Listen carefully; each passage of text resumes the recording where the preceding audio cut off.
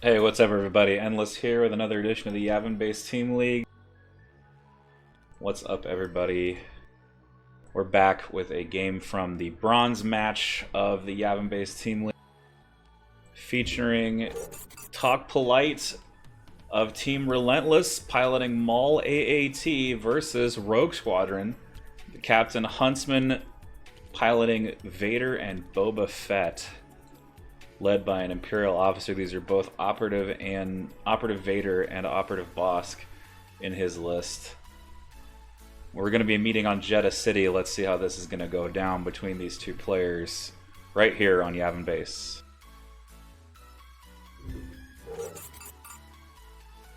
Alright, we've got the map right here. Deployment has just commenced between these two players. Maul has used his 2-pip card, the Phantom Menace. He has divulged it, in fact. As you can see there in the middle of your screen, the divulge part of the card text says, Maul gains infiltrate during the first round. Maul and friendly DRK-1 Sith probe droids units cannot perform objective card actions. Discard this card after it is revealed. So you've got Maul infiltrating towards the center of the map. It is going to be a game of recover the supplies. Both players have a pretty strong list for this. Maul is pretty good at recover the supplies since he's going to get that third action with his Juyo Mastery after taking a wound either from the opponent or from the At Last command card, one of Maul's pair of 1-pip cards that he has, kind of unique to him. He runs At Last as a substitute for his 3-pip card. Basically, you treat it as if it has 3 pips when building a command hand, but it plays as a 1-pip. It's essentially an extra 1-pip that he gets that lets him take a wound. He also gains Jedi Hunter, which will be potentially effective against the Vader, Operative Vader in Huntsman's list. But yes, the objective is recover the supplies. The deployment is roll out, which is pretty favorable for the AAT, able to deploy up the board and threaten the center here. As you can see, the condition is fortified positions, where you're allowed to deploy 4 barricades. A house rule that eventually was adapted into the game, kind of grew organically that way. And as you can see here in the middle of your screen, TalkPolite in blue has set up 4 barricades, a really strong defensive perimeter around the corner of this blue deployment zone where he can strike out from with his army of B1 battle droids. He's running 6 units of B1 battle droids in his list, 2 of them with sniper rifles and 4 of them with the E5C and extra body. So some really, really good core units to go along with his Maul and Dark droids, as well as his AAT. Maul with tenacity. Once he takes that wound, not only is he going to get Juyo Master, he's also going to get a 9-dice lightsaber, which is pretty sweet. Really strong offense there for Maul with 5 red and 4 white, even without any surges natively.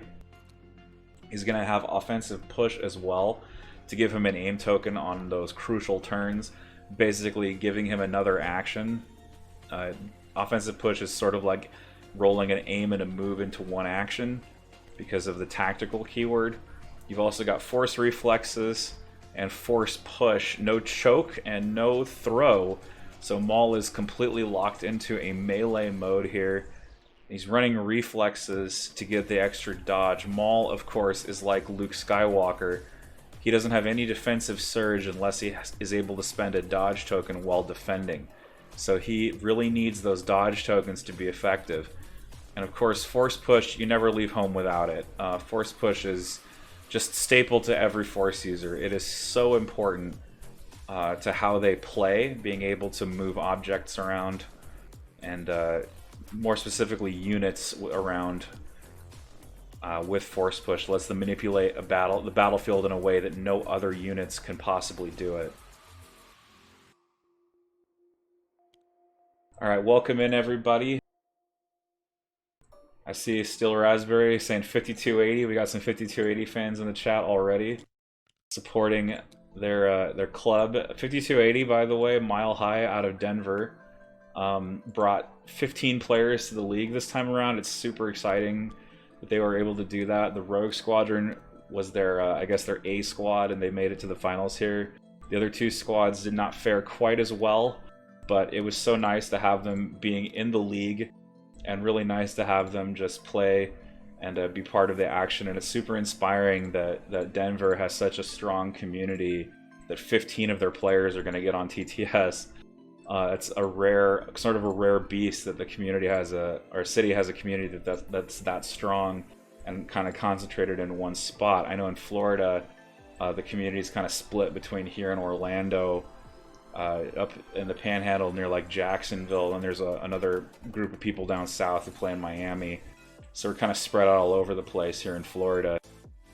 But I think that's just really awesome that Denver has such a strong community.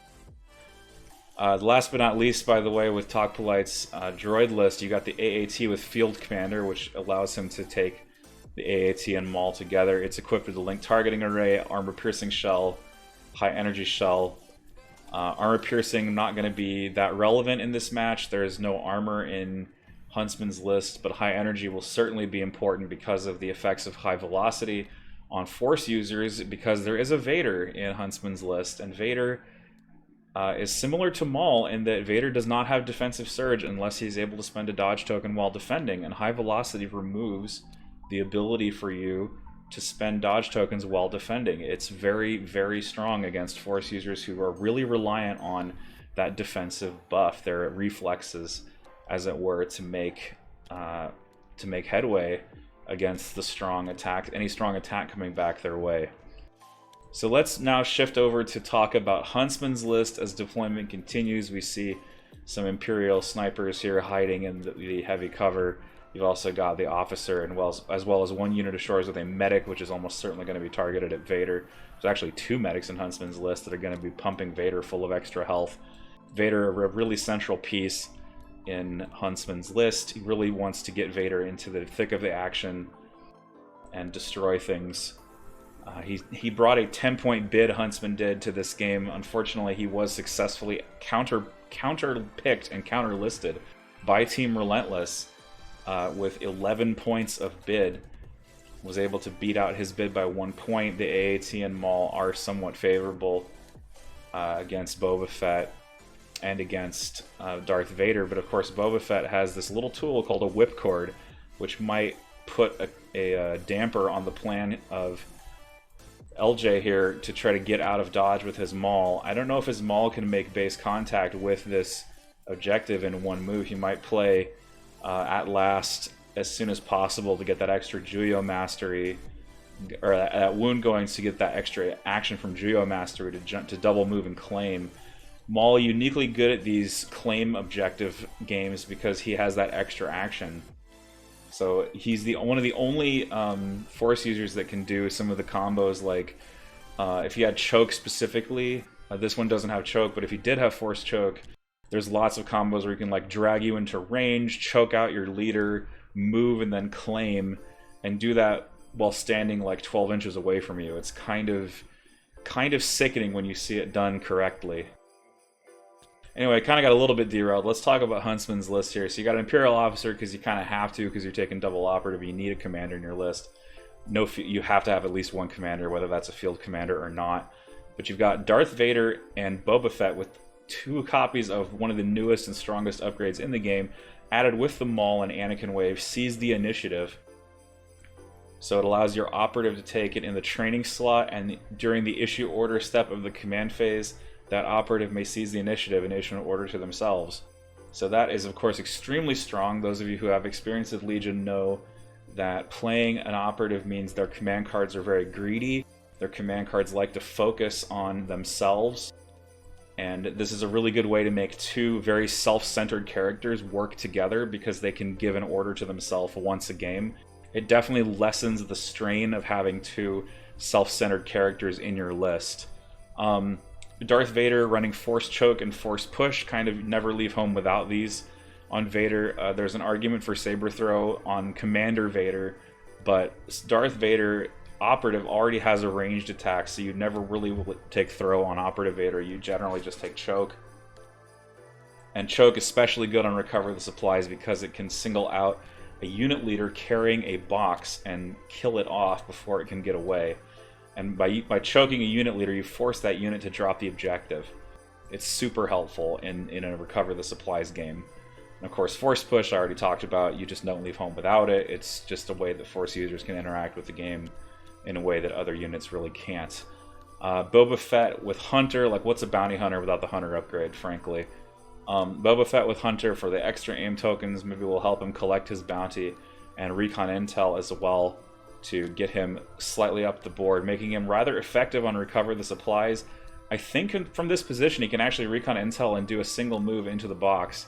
Of course, Boba Fett versus Maul, I mentioned Boba Fett's Whipcord. It's going to be a really big toss-up, potentially. And, you know, we could see Boba Fett having threatening the Whipcord on turn 1, maybe to deter Maul from coming up to the middle and causing some sort of bobble in the middle.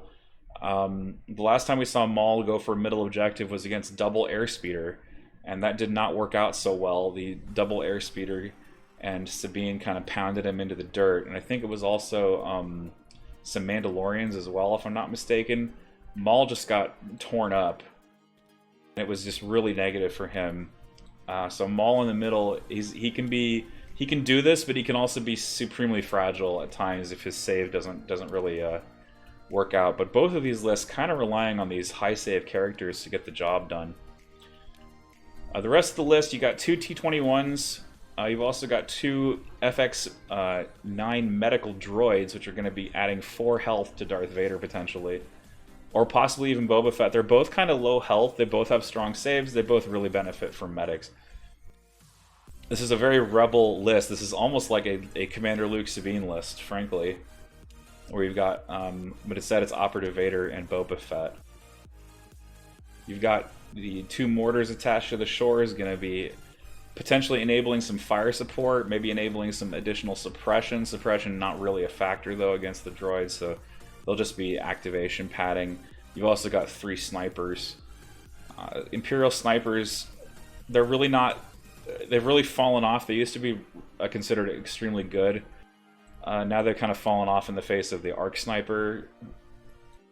But I still think they can pull their weight. I still think Pierce could be valuable, especially if you can find open shots on battle droids or just roll random crits into the tank.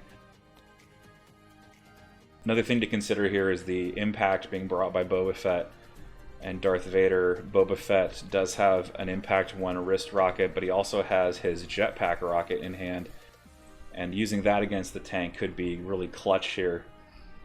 Shores also have critical, mortars also have critical, so it might be worth their time to shoot this AAT just to get it down. But really the focus is going to be keeping this middle box under control. The objectives for TalkPolite here, his 2 sort of safe boxes are incredibly safe. This game is probably going to be focused on who is able to get this middle box under control first and run away with it, is my prediction. It would be extremely hard for Huntsman in his current deployment to shift southward to handle these safe objectives or try to threaten them in any way with a unit other than Boba Fett. But Boba Fett also is interested in scoring the bounty on Maul. Pretty sure Maul is the only valid bounty target for this illustrious bounty hunter. Wow, Boba could be deploying very boldly here. Facing down that AAT. Boba, man, my guy, you might be in hot water. That AAT is so dominant in the middle of this board. It is just like an alleyway. Its flanks are protected by these buildings. It's going to be pretty difficult for him to make headway against this AAT, I predict.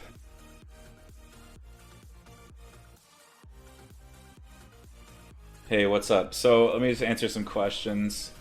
King Flavor asking, how is Maul in this, though they haven't added him to the mod? So the way that this is working is there's actually a homebrew mod, and the homebrew crew, people who make a homebrew stuff for Legion, have their own tabletop simulator mod.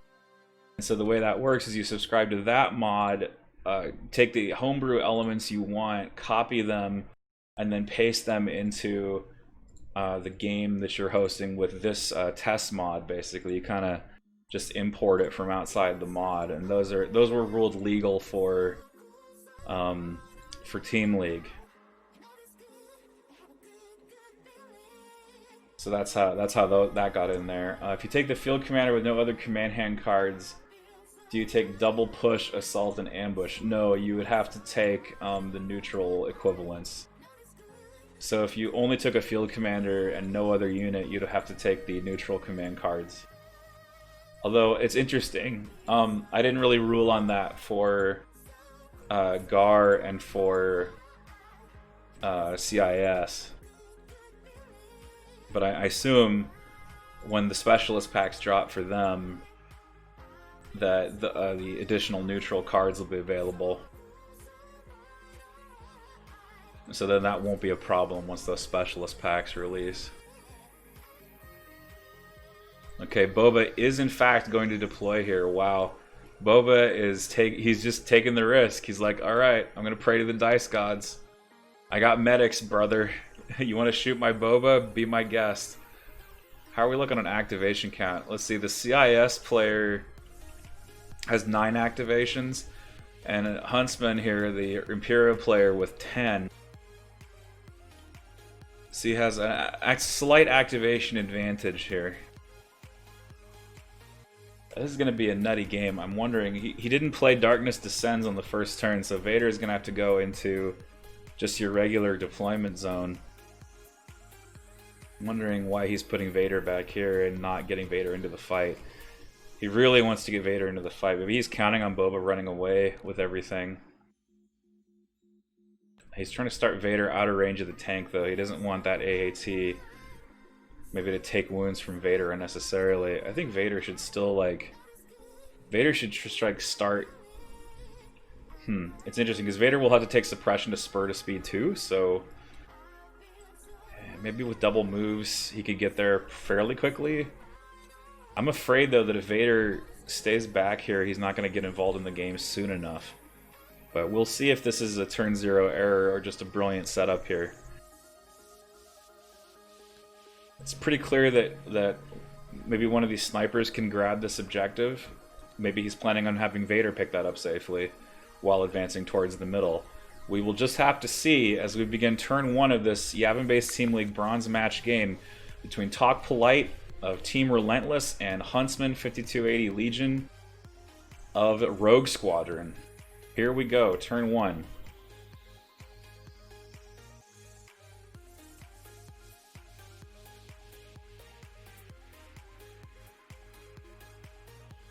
Cards coming out now. What will it be? Will it be at last on turn 1?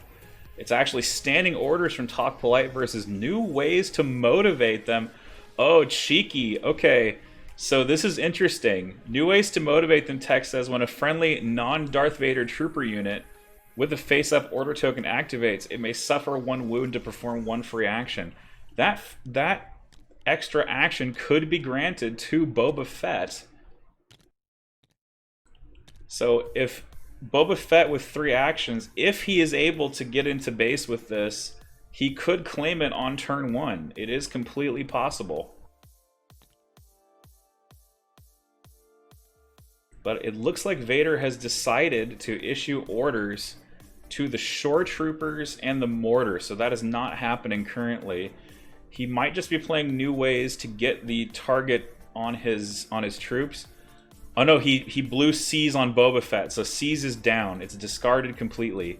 So Boba has already popped Seize on new ways to motivate them. So the combo is in play of Boba Fett doing 3 actions this turn at the cost of a wound.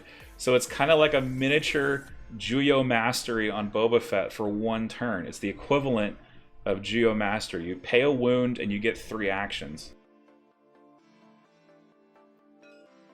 So this is pretty cool. And Boyha saying, may the best AAT win. Well, there's only 1, so I think it's first place out of a field of 1, this AAT.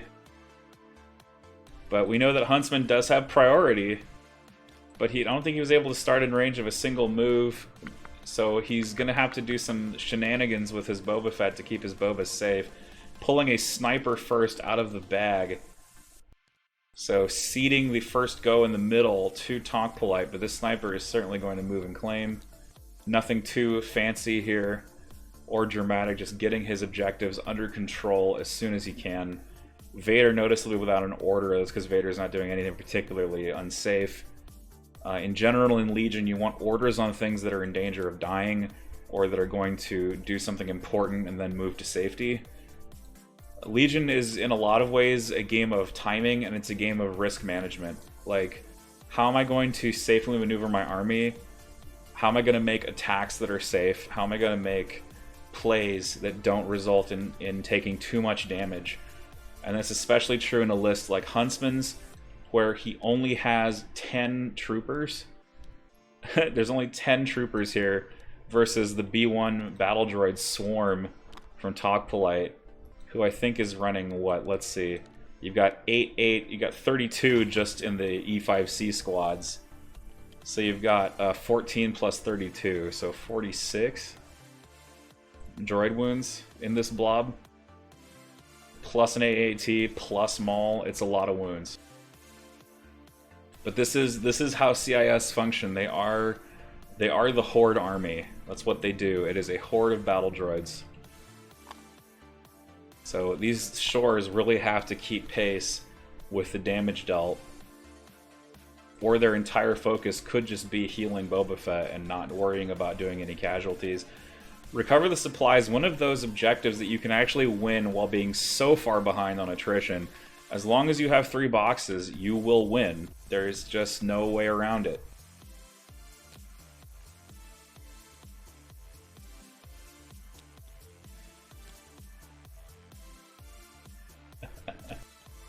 Blowing up some Seize the Initiative here.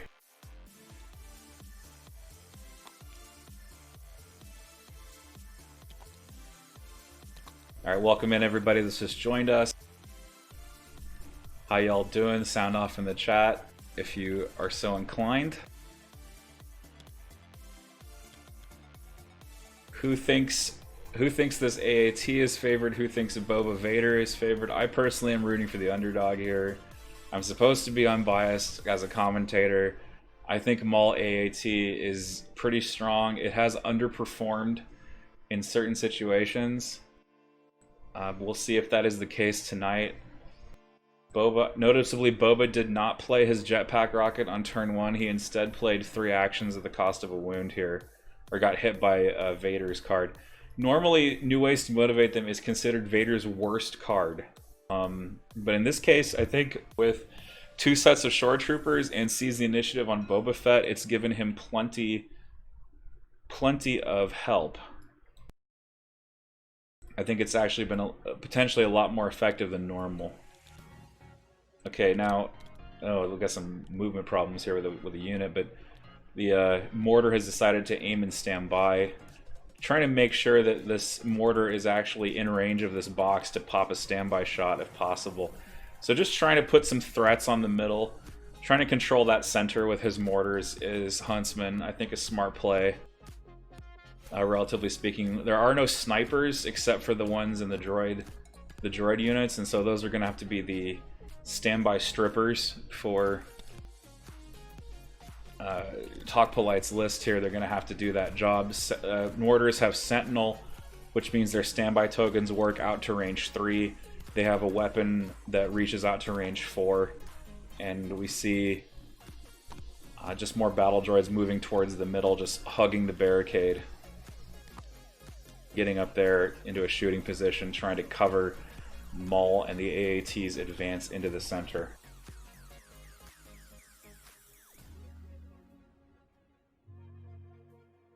I wouldn't say the standby meta is back, King Flavor, although it's still...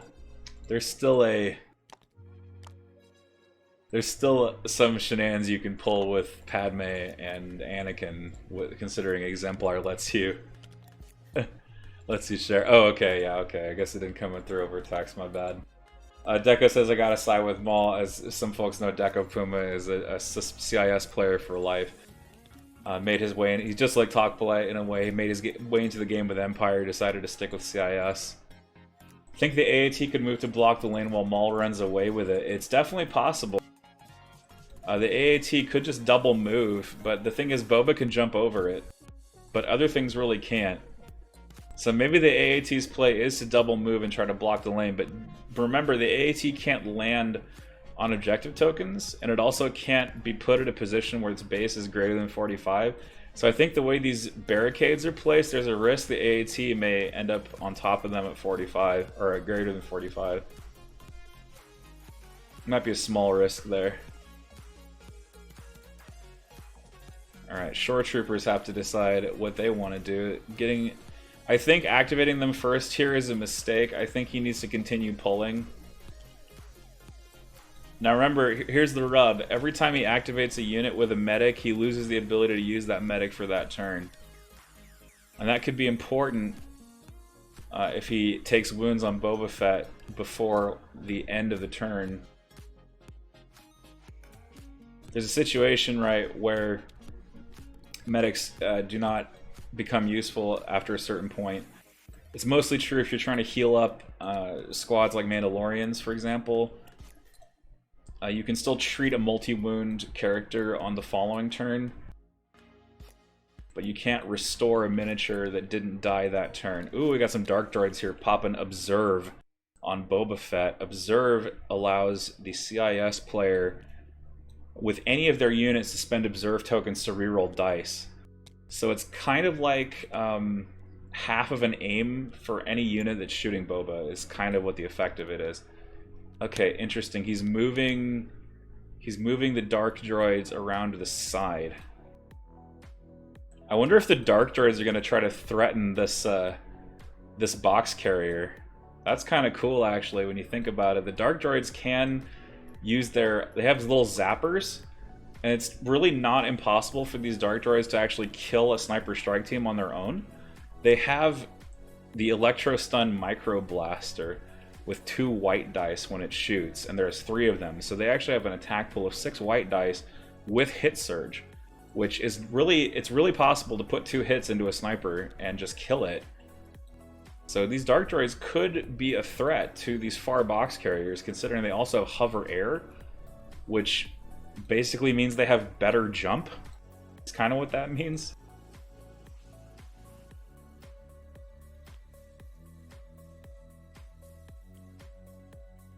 Hey, what's up, John? Says you've been looking forward to this all week. Thank you, man. I appreciate that so much. It's so nice to hear.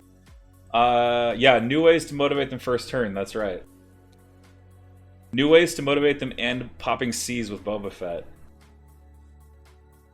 which is super cool. And we saw the Dark Droids observe Boba Fett, and now a sniper is moving. I'm curious, what object will these snipers look at? Will they try to roll crits into the AAT? Will they try to pop one of these battle droids? It's a little bit tough. There aren't really very good targets for snipers in this matchup. Of course, shooting the AAT and not killing it means it's wasted offense in that sense.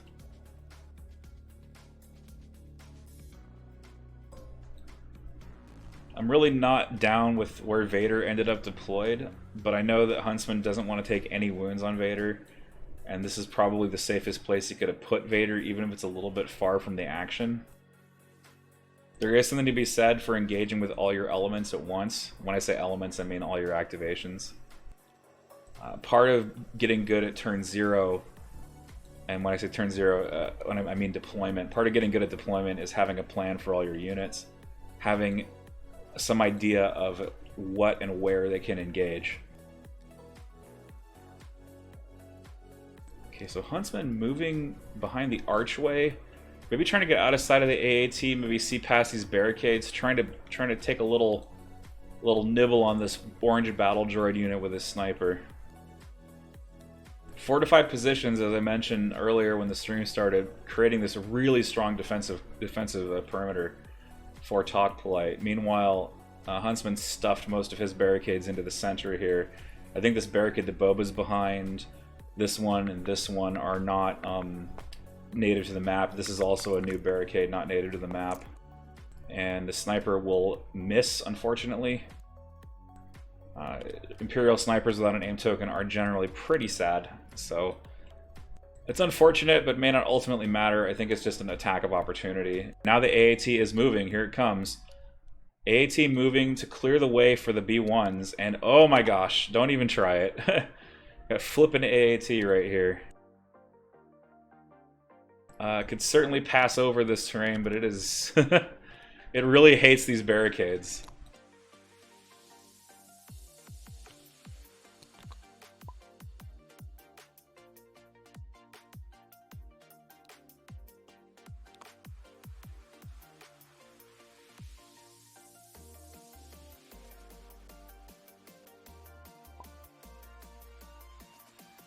I'm just pressing buttons, man.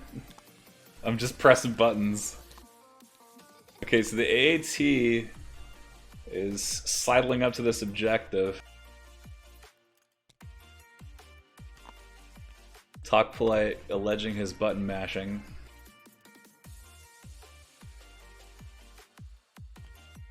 The line of sight from the AAT is usually measured from the hatch, the top of the hatch, kind of the nose of this thing, and so it's got plenty of vision.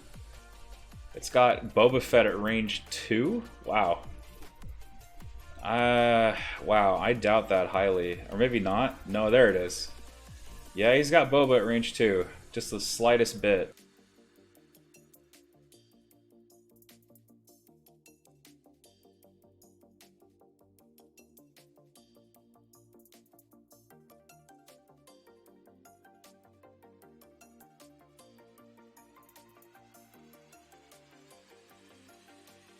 Okay, now TalkPolite's going for the mortar here.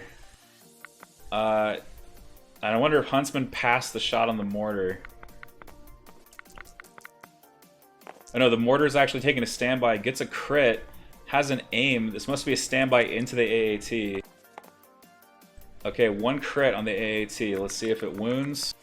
50-50. It does wound it, so the AAT will take its first wound. Huntsman drawing the first blood in this match, getting a wound on the AAT to start things off.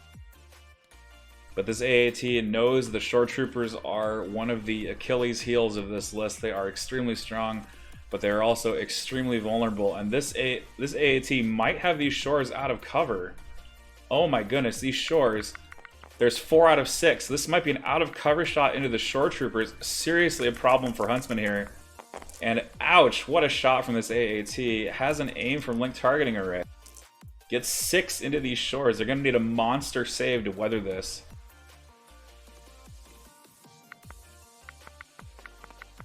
That is no bueno.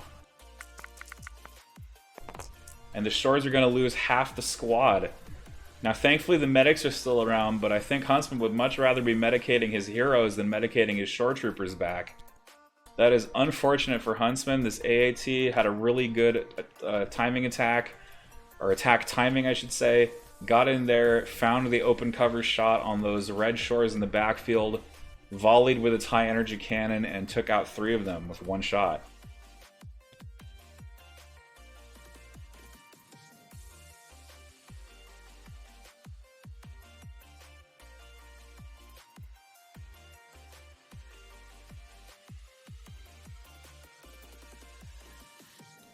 Alright, what is Huntsman's response? Will he spend medic charges to bring shores back, knowing that the efficacy of these shores is reduced? And if he decides not to spend the medic charges now, if he doesn't spend them now, they'll never come back. Okay, Huntsman activating the mortar. TalkPolite moving this AAT a little early to make room for his droids means mortars have shots. And the mortar doesn't get... He gets 1 crit on that shot there. Rerolling.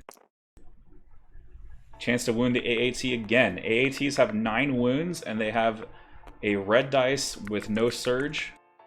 And there's no aggressive tactics in the list. And there's a save. So TalkPolite rolling 1 for 2 on his AAT so far. But the question I have is, what is the interaction here between Boba Fett and Darth Maul? If Boba Fett goes in early, Maul will have the advantage of offensive push and observe tokens, to get a hellaciously strong attack. That's really the benefit here, I think, of offensive push, is if you have offensive push and the observe action taken on the target unit, Maul gets just a ton of dice correction, in addition to the fact that his lightsaber has Pierce 2 and a pretty strong dice pool already. This is just another E5 unit, I guess. I don't see the droid sniper in there. They're going to move up just to cover the center.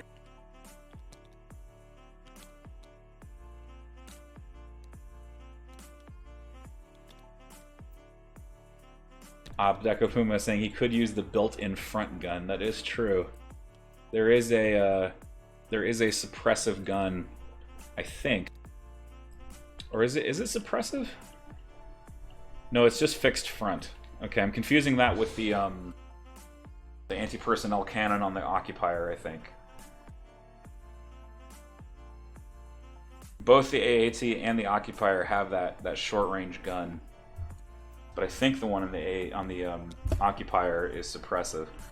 Okay, shores have to activate here. They don't want to get wiped out. Though I don't think anything will be in range to shoot them. And it would appear they are going to bring one of their own back, so the medic charges are being spent on shore troopers.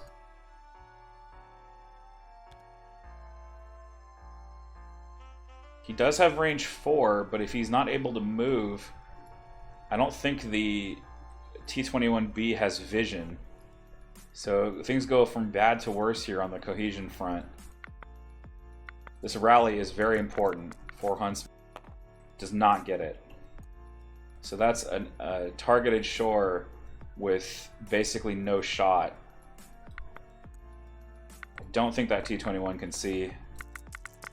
Maybe TalkPolite will tell him so. But maybe they've agreed that it can see that little bit of base there. But it is going to be 2 crits on the AAT coming back, and the AAT will take an additional wound.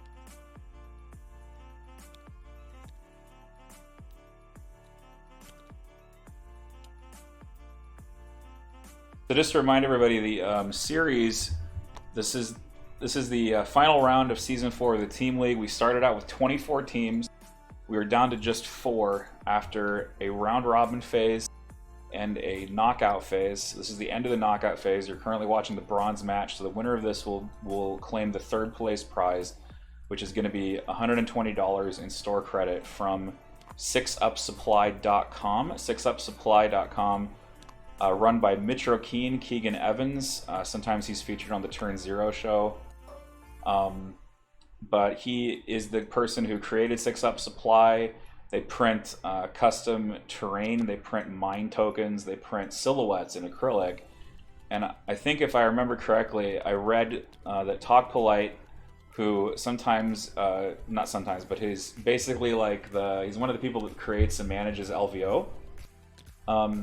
Or at least the LVO event, the LVO Legion event. He's not part of Frontline, but he creates and manages the LVO Legion event. I think he ordered 200 silhouettes from 6up Supply, and then LVO got canceled. So I guess they'll just have those on hand for next time. That is if silhouettes are still around. We have no idea what AMG is going to do with organized play. It's really unclear. I don't think they're going to throw silhouettes out the window, but who can say? We have no information at this time.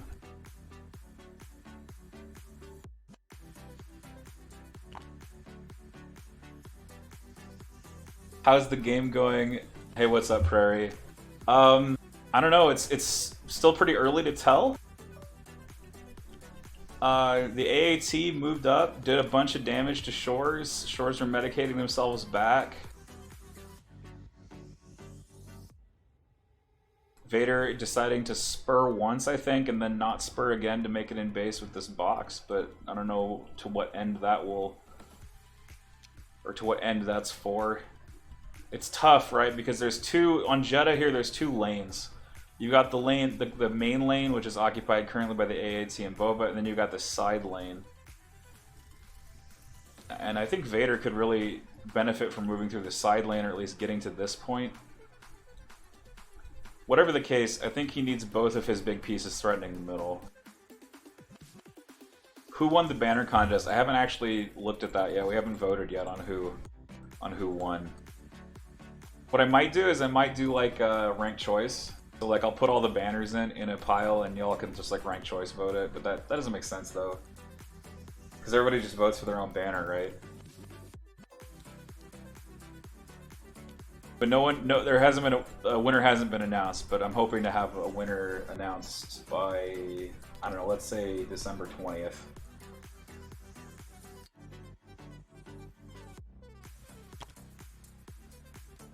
Oh, I do know we have a tie for the bracket challenge, I think.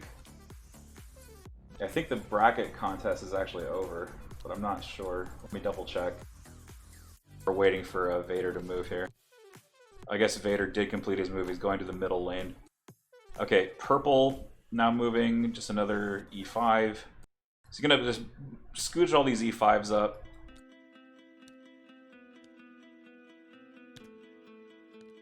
Just get him in positions to threaten Boba Fett. Red Shores, will they spend a charge to medicate their friend? They probably.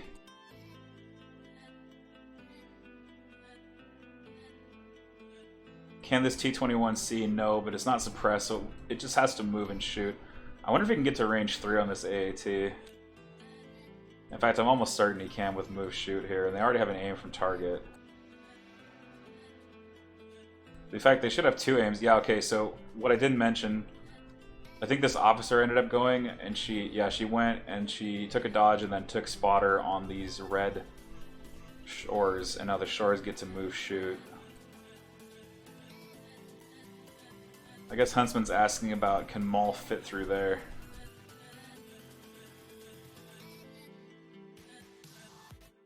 I mean, yeah, Maul can just jump over the AAT. I guess they're talking about the building here, since Maul doesn't have jump 2. He only has jump 1, so technically he can't pass over this building.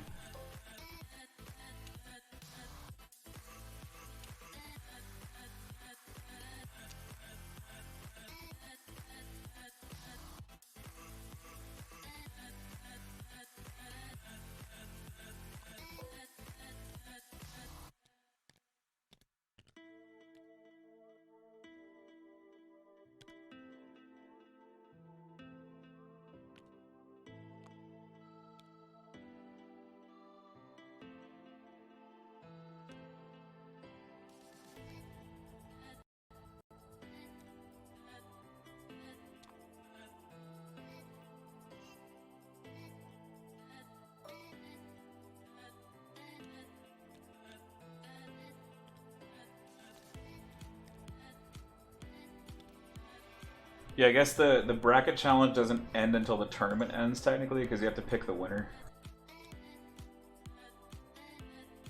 But there are currently 2 brackets in first place.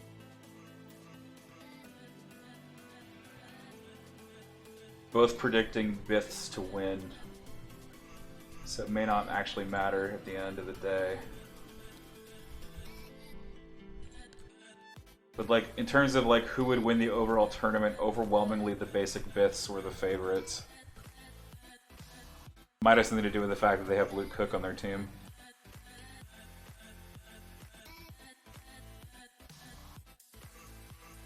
Yes sir, Mallard Mage, there is a command to see the list. If you type !red list or !blue list, all one word, the bot will spit out the list in chat for you to read.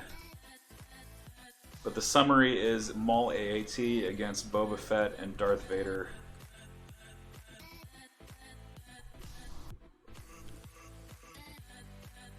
Okay, notice here that Vader did spur twice, so he's going to start the round with 1 additional suppression. Okay, now, this is interesting. I think, is Huntsman taking a second move? Not shooting yet. Taking a second move with this Shore Trooper. That is very interesting.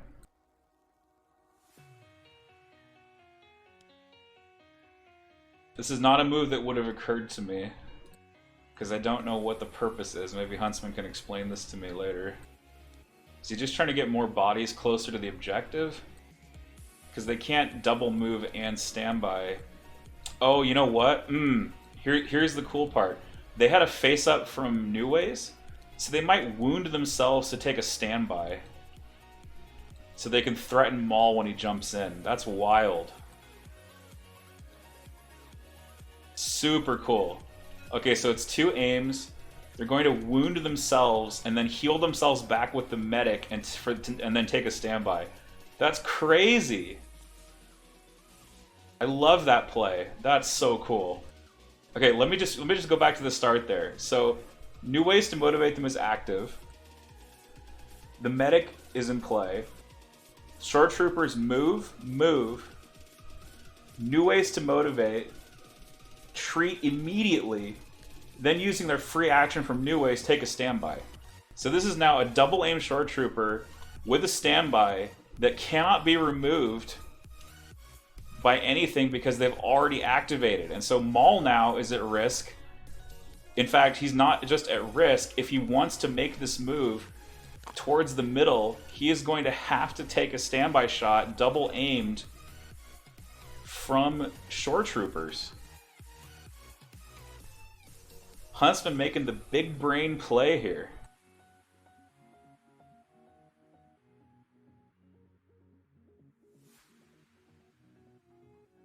And I think I might have lagged. I'm not certain. No, I guess I'm still connected.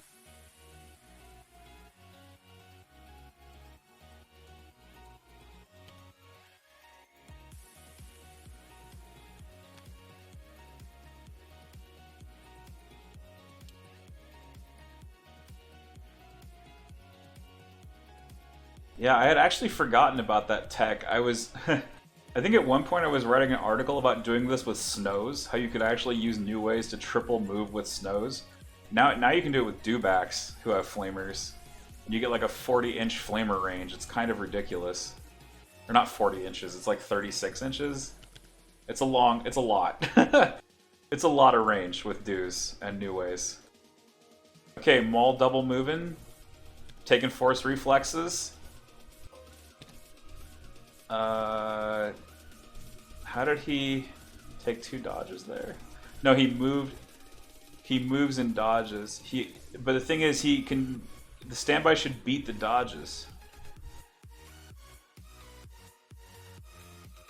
Yeah. So as soon as Maul would have to reflex, move, and then the standby hits. This second dodge shouldn't be there because the standby should go off between the two.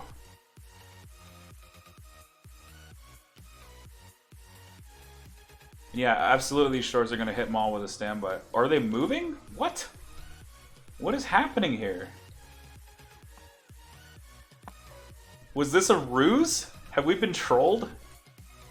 I think we've been trolled, boys.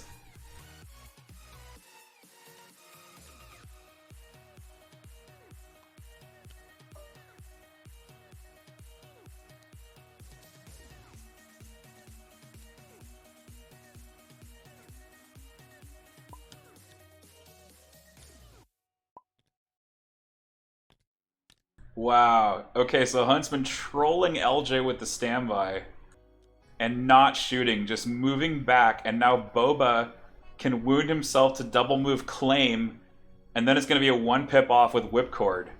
Holy crap.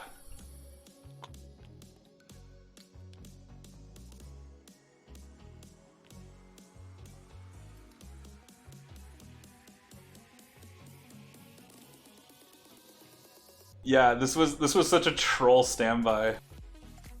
Oh my god. Huntsman, you double. Yeah, double move claim. Who cares if Boba's on 4 wounds, baby?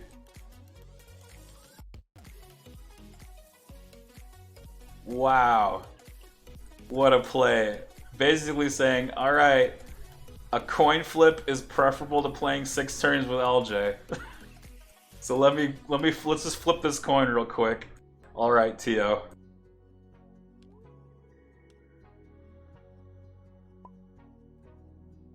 Red B1s have visual to Boba.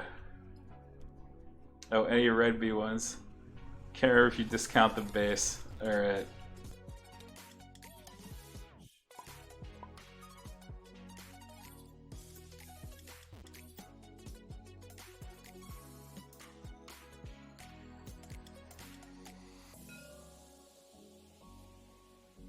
Wowzers. I didn't see that red had a standby there as well.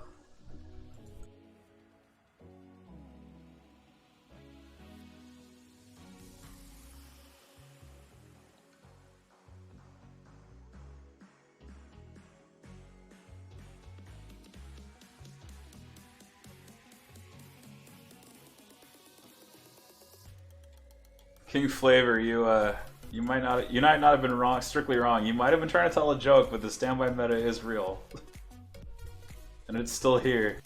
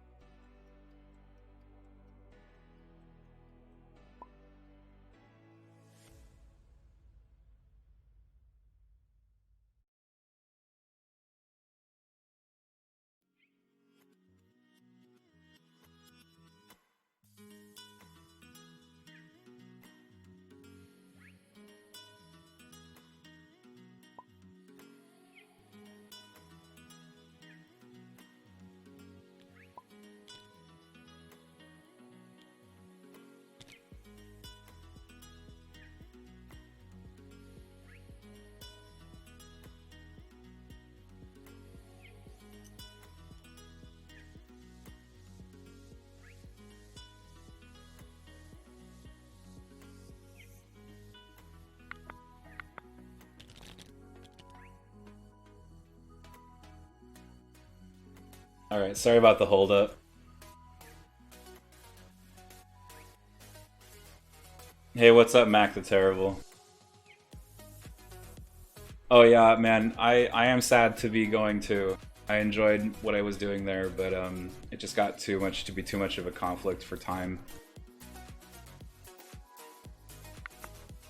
Alright, so it's a big roll-off here between At Last and Whipcord. Flip that coin, Huntsman wins the roll-off.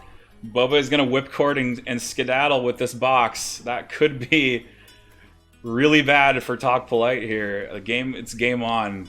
Wow.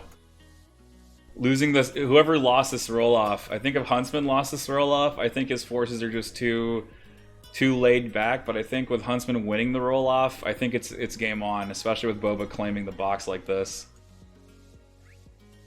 Although it wouldn't even matter, because like Boba could still Whipcord and jump away, but now Maul won't have a chance to attack him before he gets away and Whipcords. Big coin flip there for Huntsman, that Huntsman won.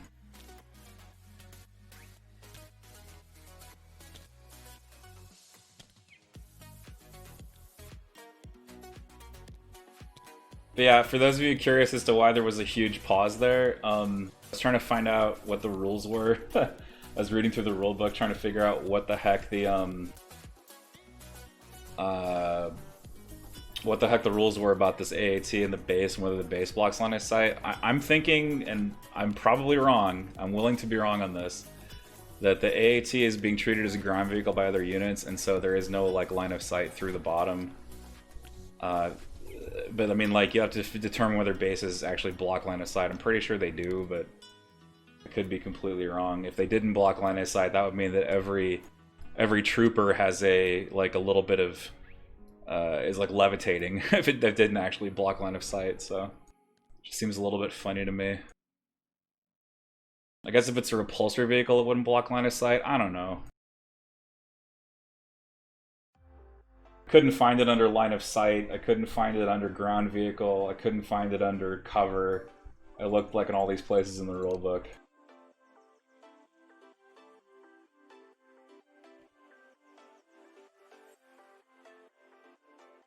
Is it under hover ground? Is that where it is?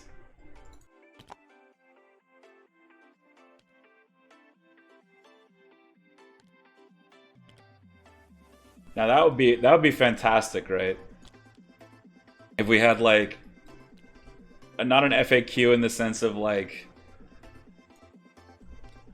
not an FAQ in the sense of rules clarifications, but just like a searchable database of FAQ that is like you know, just like you click a question and then like a bunch of the relevant rules entries just come up.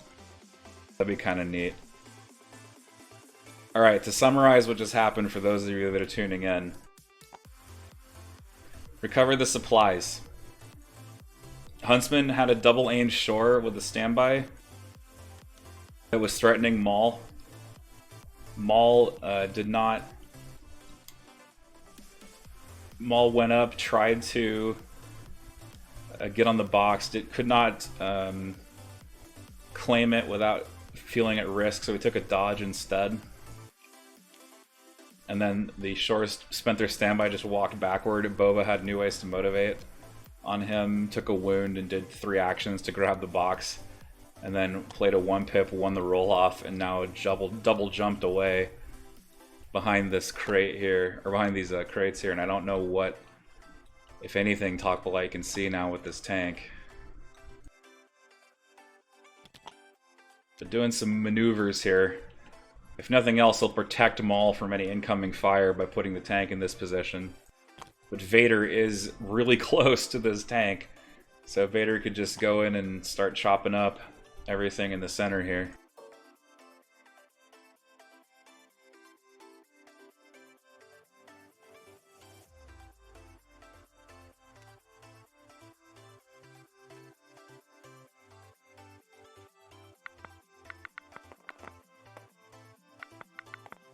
Okay, so this is an AAT shooting.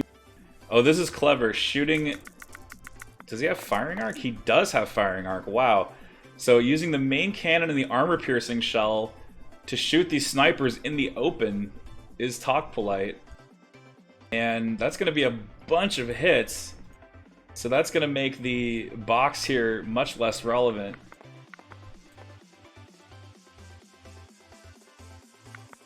And Maul and the Dark Droids are like on their way to the far box.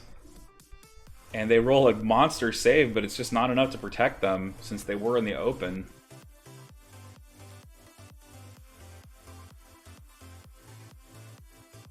So now what does Boba have to do to secure this box? Is he gonna have to meet them again up here? The AAT is now covering this box, which is very isolated. So it's gonna be a mad dash towards this unclaimed objective. If I'm Darth Vader, though, I think I'm going to commit to killing this AAT and challenging Maul. I think that's the play. You send Vader in to run interference, while Boba Fett uses his speed to get on the other box, grabs it, and then extracts out this direction towards this corner with the line of sight blocking wall. Could definitely see Boba Fett with 2 objective boxes lurking behind this wall. I think that's probably what Huntsman has to do. Literally everything else should shoot the AAT or Maul. Those are the most threatening pieces, I think.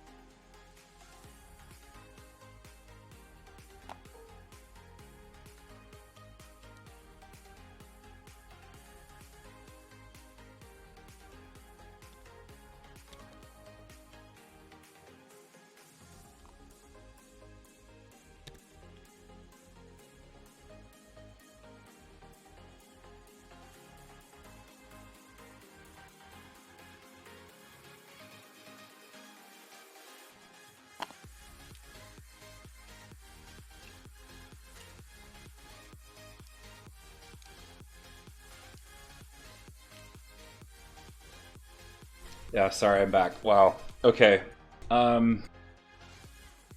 What's next here for TalkPolite? He's moving some B1s. Man, does every B1 just double move here and engage? Kind of have a feeling that's the case. He threw the AAT out there. He knows what's at stake. I think you just double move and just throw caution to the wind and say, like, I got 42 wounds, let's go.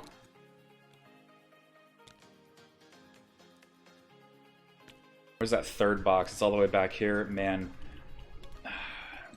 TalkPolite is in a very tough position now that Boba absconded with that central box.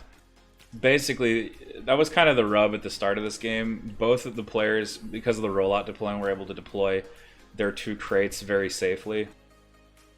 And we sort of knew going into the game that whoever got away first with that central box would have the easier go of it. The game does have a pretty significant defender's advantage here. But alright, B1s are going to start shooting. See if they can take these shore troopers to Value Town. That's pretty good, 2 crits there.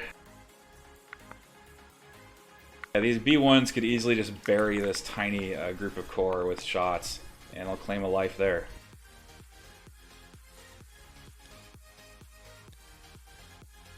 Well, good news, Ben.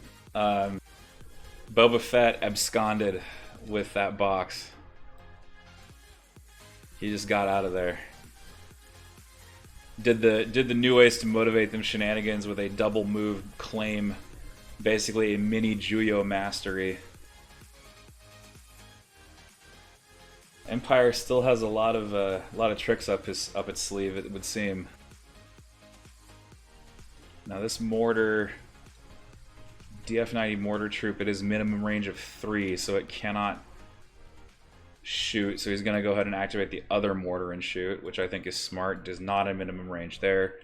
Still able to use its primary weapon. Yeah, I think he's got to soften up this AAT for Vader to come in swinging. Vader's lightsaber with that Impact 3, Pierce 3, making it extremely effective against armor. Especially armor that likes to drive directly into your face. Another crit coming off this mortar. And reroll aim, 2 crits. Nice double save there from that tank. Taking no guff from any mortar. Alright, blue should be able to move and swing here.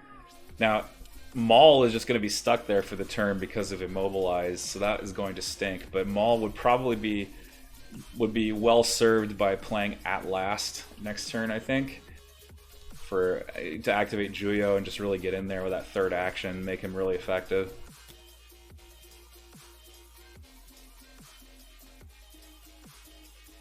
It's kind of tough though. I understand why he shot these guys up here to sort of make the game a little less about the boxes, a little more about the attrition. But I do wonder why he didn't take the opportunity to shoot Vader. I guess he couldn't risk the double move because he doesn't want 3 safe boxes. So I mean, TalkPolite did make a very good play. I think that was a smart thing to do. But yeah, he's gonna try to keep putting pressure on this lead unit of Shores. And just try to march directly into his opponent's deployment zone and say nowhere to hide. I'll chase you to the short edge of the board. Decent shot there. This is an E5C though, so that surge doesn't matter. Another shore falling to the battle droids of TalkPolite. And another suppression, most importantly.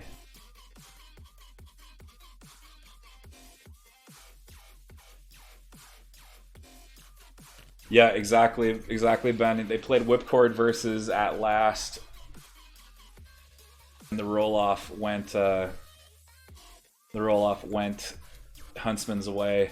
These two players, by the way, those of you who've been around for a while may recall, they met during Invader League Round Robin, and Huntsman had Empire, and TalkPolite did have an AAT, but Huntsman, I believe, I think he list sniped, or how do you say it? He like counter listed TalkPolite's AAT and brought 4 Ion Snows against it. And I think that was like TalkPolite almost pulled that game out as his AAT very nearly broke through, but Huntsman found the final shot on the AAT in the weak point with, I think, a sniper strike team, and got like 2 crits with Pierce to finish it off before it could score breakthrough. I think that match was actually AT-ST Ion Snows against AAT Battle Droids. Yeah, exactly. It was those of you who know it, you know that game. So these players have a history. TalkPolite's looking for vengeance, in addition to representing his team tonight. But it's not going well so far. Huntsman has had some luck in some key spots here, but he's also had he baited with that standby, made Maul kind of bulk a little bit, and then Boba Fett managed to get away with the box on that 50-50.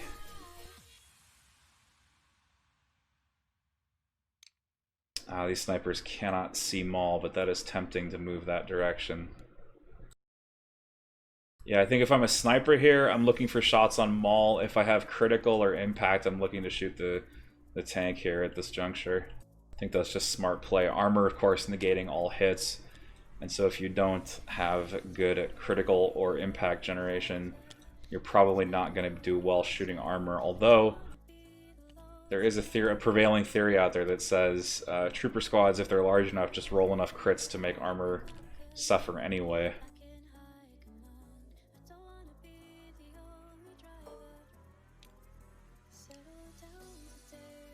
Oh, you guys did the same thing to him last year.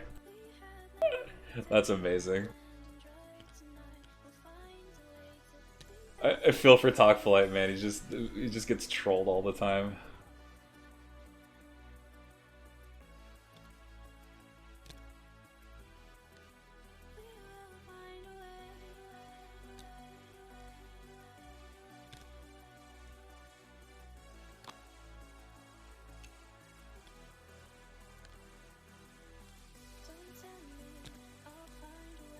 So more B1s trying to move into positions to be relevant. Looks like they will have a position here to do some shooting. So this short eating 3 shots from B1 squads and losing 2 troopers so far. And they're on their way to losing some more. Another 2 crits going into the cover. I think I remember writing in an article one time that heavy cover is sometimes just not enough. Oh, a nice double save though. Both players rolling some solid saves. But suppression continues to stack onto red. At 4 suppression, they do risk panicking since this Imperial officer is in charge of the operation. And Huntsman gets a Vader pull before Maul, and he doesn't have Saber Throw. He does still have Relentless? Yeah, he still has Relentless, so he can't like peekaboo Saber Throw this AAT for wounds, which would be super cool.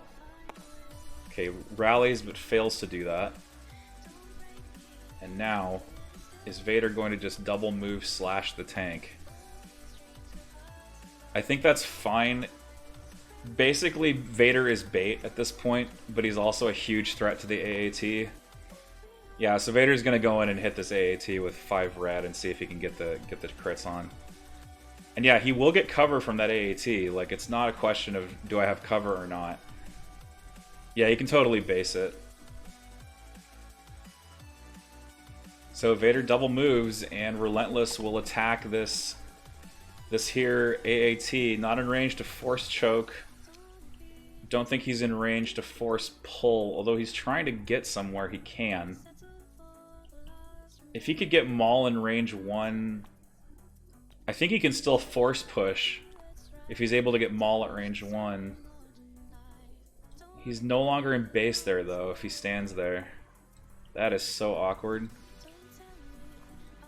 He's really trying to get Maul at range 1. Nah, I wasn't able to get it, so I guess he is going to swing at the tank now. Impact 3, Pierce 3, so natural crits +3 here into the tank. Gets none, but he gets... Oh my gosh, he doesn't even roll... Wow, what an awful roll from Darth Vader. That's only going to be 2 crits into the tank. Didn't even damage it. Just horrible.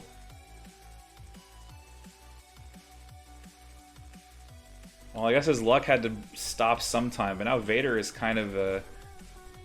Well, it's interesting. He's in heavy cover. He can be seen underneath the AAT.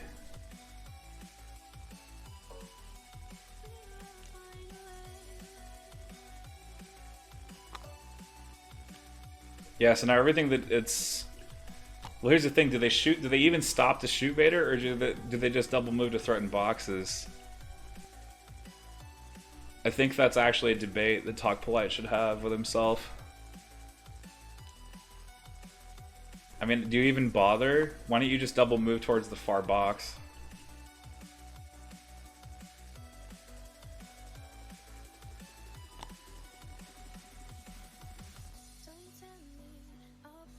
Yeah, you can't even see Vader because of that barricade. Oh my goodness.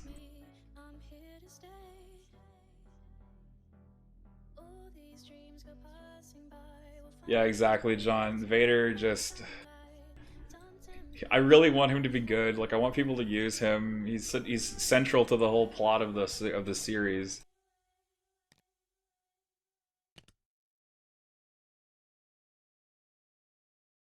Yeah, I don't think those droids can see.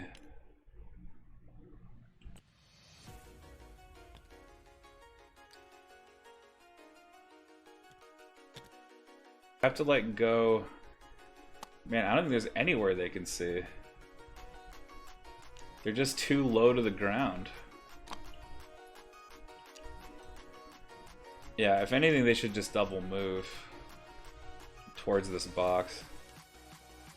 Yeah, vision's tough across the center area when you've got the AAT rolling through because of the angle. That the nose of the AAT becomes like a window shade. It kind of pushes down, so you aren't able to see it. pushes down and then connects with the top of the small hill. So it just makes a big wall there. Plus, of course, that barricade is in the way. There's just really nowhere any of these things can see.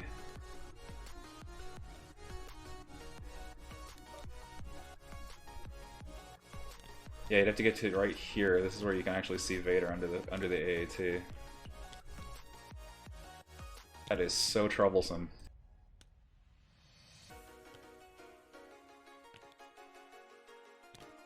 Oh, much worse. Much, much worse. Hey, what's up, Banshee Pants? Welcome to the stream.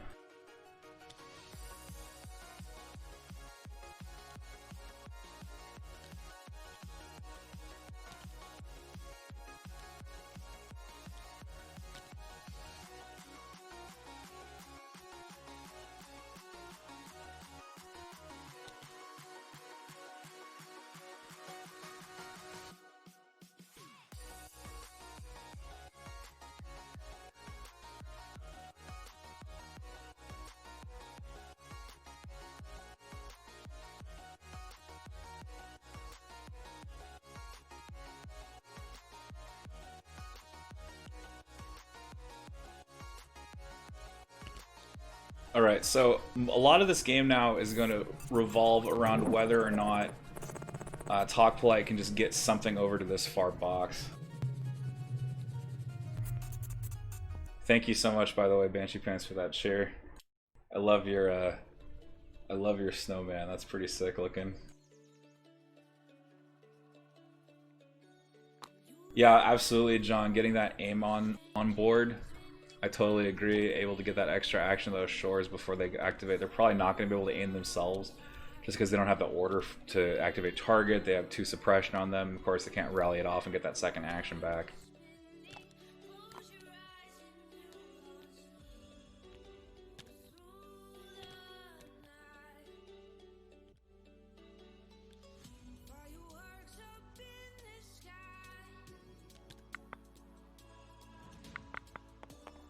Speaking of rally rolls, here it comes, and they fail it both.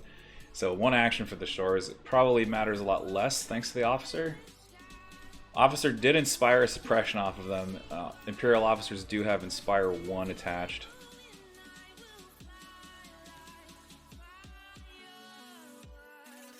Okay, cool. So using the medic again, this time to bring back one of their fallen troopers, and I think that's going to be that medic in dark red here, or I guess medium red, exhausted. And they're going to take an aim shot on the AAT to try to push more crits through. Once this AAT blows up, which I'm certain it will, it's not an if, it's a when.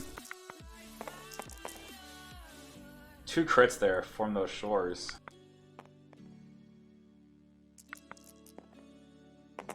You wonder if Boba will play his 3-pip to finish off this AAT while running. And 1 more wound goes in. This AAT now 1 wound from damaged. So when the AAT takes 6 wounds, that's when it reaches its resilience value.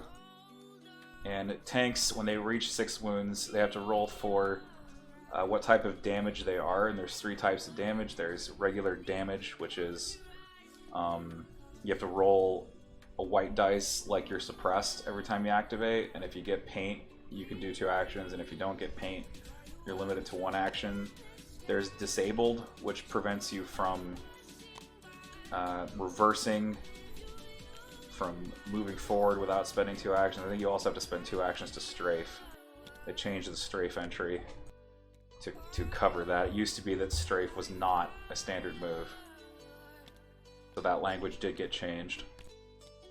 But then there's also Weapon Destroyed, which, given the choice, I'm pretty sure the main cannon would be the weapon that had to take reduced dice.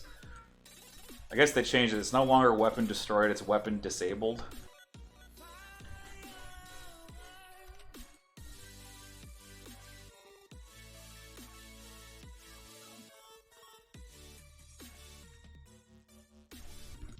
So when you end up with Weapon Disabled, that's on a Surge result, it's the rarest one for vehicle resilience. Your opponent chooses a weapon that then puts its dice down to half.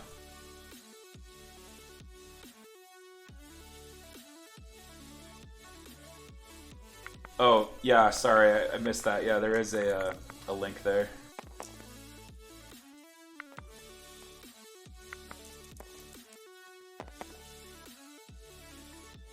Okay, so Mortar going to go ahead and shoot behind the tank here. You can see a couple of those B1s on the hill.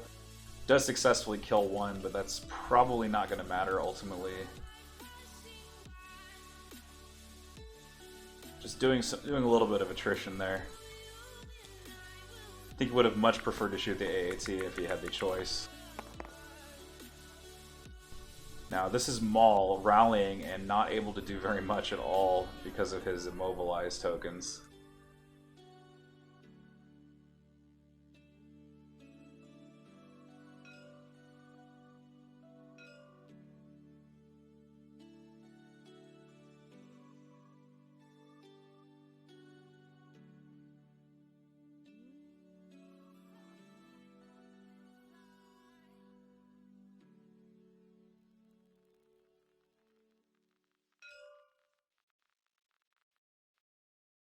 So Maul kind of just left high and dry here.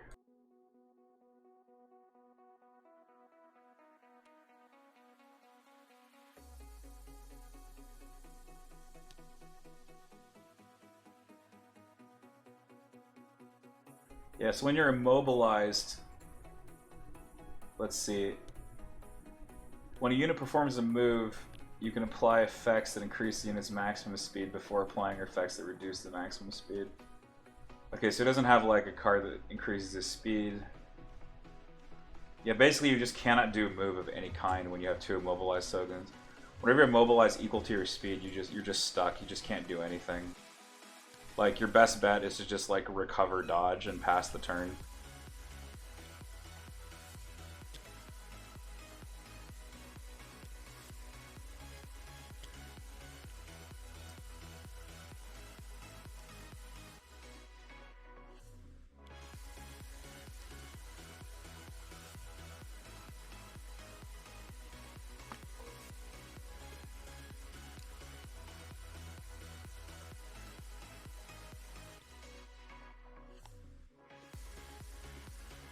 Oh no, so Ben, what happened there was the light red mortar shot at the B1s behind the tank. It didn't shoot the tank itself. It was obeying the minimum range requirement.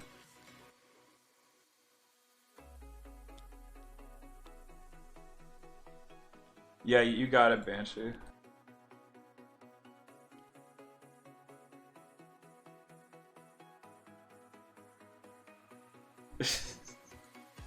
Just trying to help Ben and just trying to talk to my stream chat. God forbid. Interacting with viewers is verboten. Don't interact with viewers. Never do it. They're just trolls.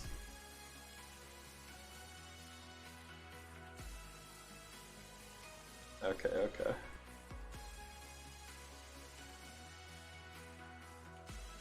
Ah, you're all good, man. No, don't even sweat it. All right, Shore's moving, shooting.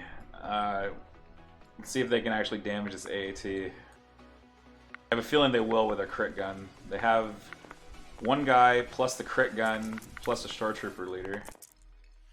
Nice, 2 crits naturally, very good. This tank is probably going to take a damage token here. Yep, there it goes. 6 wounds and a resilience test for TalkPolite here in this match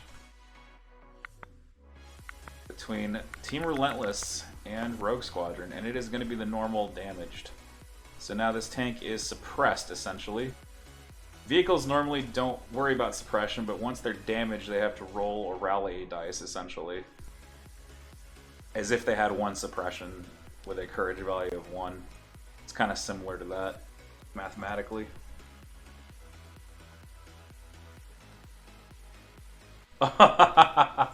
Deco Puma, nice, dude. Yeah, this is maybe a little triggering for Maul. Hopefully, if you're in the chat, you've already watched Clone Wars Season 7. That is a Season 7 joke.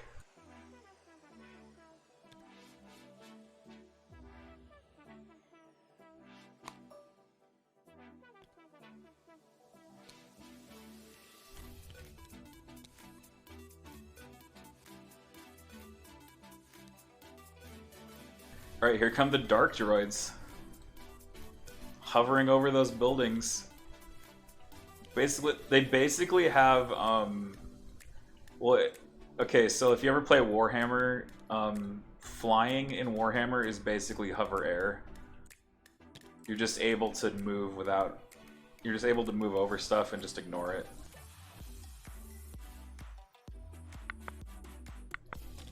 It's kind of like having speeder, but without having to do a compulsory move. So these droids just like flew over that building and stand there. Now they're actually in position to pick up this crate.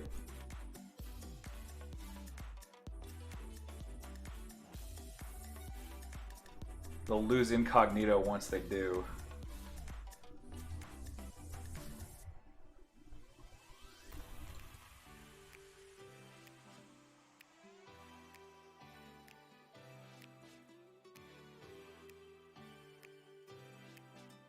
That is going to be the end of turn 2.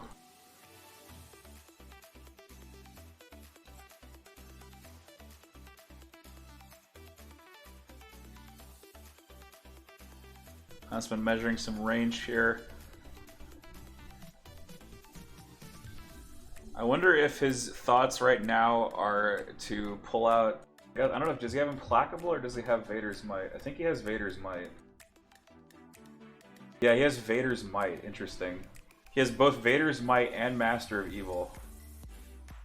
Master of Evil actually would probably be a pretty sharp play here. Considering that the tank is the commander, and the tank has a courage value of 2. So actually some of these droids could go up to 5 suppression and panic. Like this one could go to 5 and panic. Maul would go to 3, potentially lose an action from Master of Evil. So I think Master of Evil would be a smart play. Okay, you know, he's going for Vader's Might versus Mechanized Incursion. So we have another coin flip here. Mechanized Incursion likely going to, is it to Droid Trooper? Yeah, to Droid Trooper. And TalkPolite losing the roll-off, so Huntsman winning both 1-pip roll-offs this game. Oh no! So Vader gets to go first. Not only did Boba get to go first, now Vader gets to go first. Is he gonna Vader's Might to like yeet Maul somewhere? Probably just yeet Maul away from the objectives. That's flippin' cool. Vader's Might is so fun.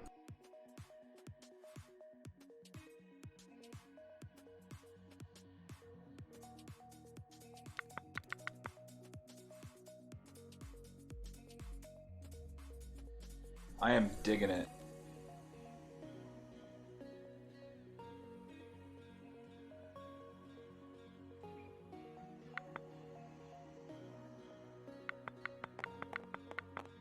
Alright, so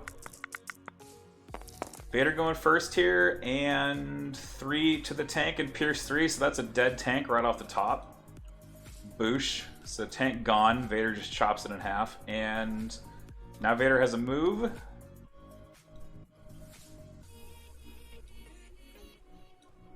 Oh, Vader, why aren't you Vader's Mighting? Vader can't get into range 1 up here. It's just not possible. I guess he was going to try to Vader's Might the droids away from the objective? No, I think if anything, Vader should yeet Maul. Like, just make Maul really hard to use here. Walking backwards is not good. That's tough. He could, like, move, push Maul to the edge of range 1, and then yeet him again. And then Maul would be, like, really far away. How many times can I say yeet in 10 minutes? He's not in position. Like, none of these moves that he's exploring here are able to use the card effect of Vader's Might. Wait a minute. Oh no! Oh, this is so cool! Okay, he's actually going to throw Boba Fett. That is cool. Oh, I forgot that you could do this with Vader's Might. You can actually throw your own unit. It's literally just choose another non-heavy unit at range 1. You can actually throw your own units. So he's actually throwing Boba range 1 for free here off of Vader's Might. And then Boba can be in position later on to challenge the Dark Druids for the objective. That's so cool.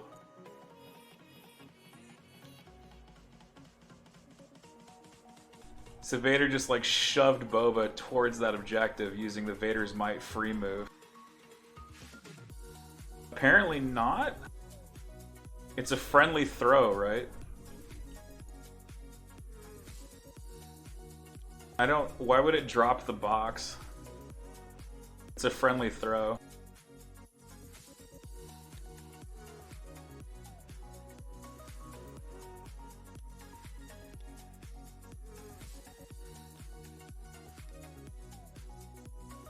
Yeah, I don't think you would drop the box in that condition.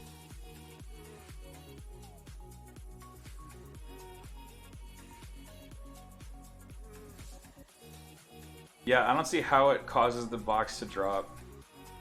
You literally just pick it up and move it.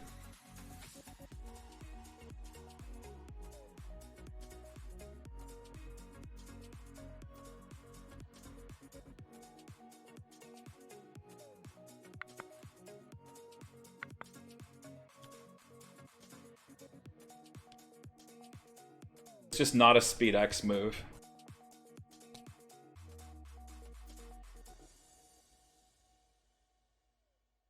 Okay, Maul did not take the free wound when he played at last, so Maul is still on 2 actions here.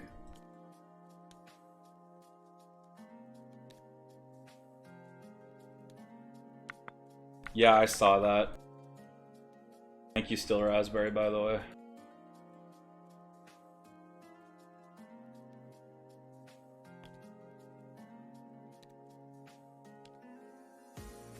Yeah, it doesn't say anything about dropping claimed objective tokens when you get moved like that.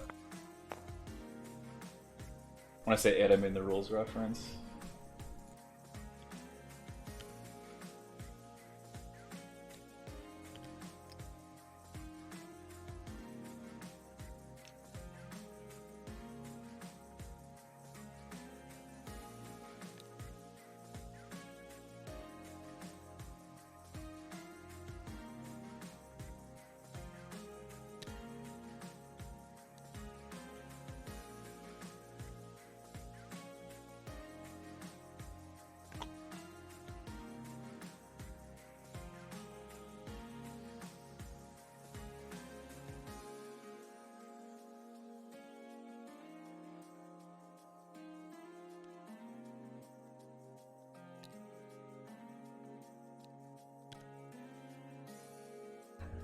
Oh wow. Okay, so Maul.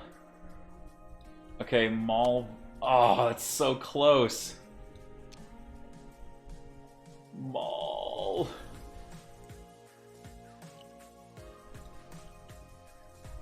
Can he make it in base here? That's so close.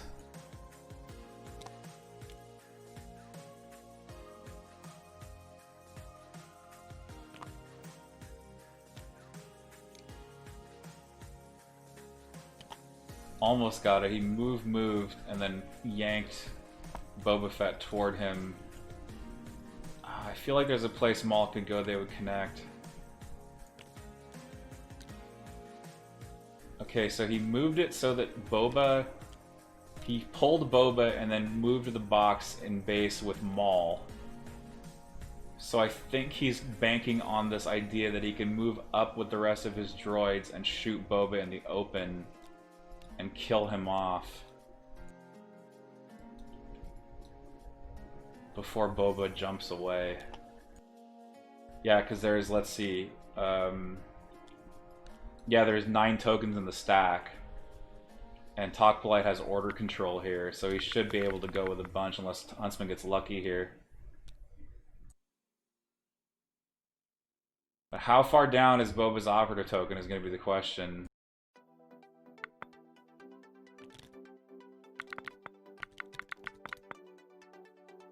Special Forces coming first, so no Boba Fett. Or sorry, it's 8 tokens. I forgot that he lost the strike team. So it's actually 8 tokens, and Boba Fett's token is one of them. Now, the flip side of this, though, is that Maul is not engaged, so Maul is able to be shot by everything.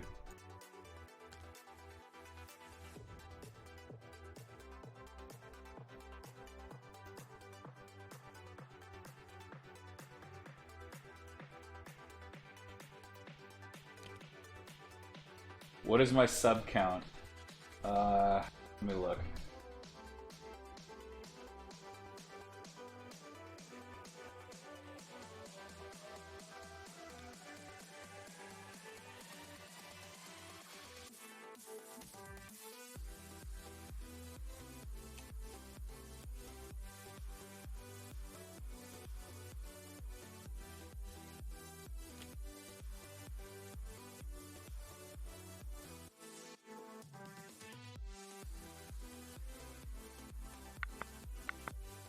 $20.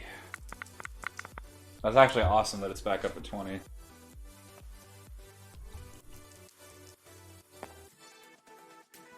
Alright, Maul getting a shot here. Takes 1 wound, potentially. No, it takes no wounds. He's immune to Pierce, of course. So no wound on Maul, but a second suppression going through. Now here comes the March of the Droids looking to hunt down Boba Fett on 4 wounds. Although, I think Boba Fett got medicated, never mind. So Boba Fett's actually full right now, but the medics are gone. I think this light red medic healed Boba up while I was looking through the rules reference.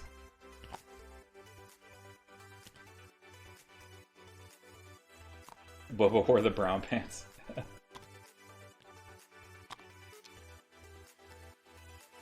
Yeah, VM, you can totally do that, what Huntsman did with VM, and still hold the box. I don't think there's any, I don't see any reason that the box would drop. I think that was a super cool move, actually. I totally forgot that Vader could actually shove someone with that. Shows you how little I play against Vader. Man, I used to play this game so much, and like I want to play more of it. COVID just made it really hard. It's made it hard for everyone.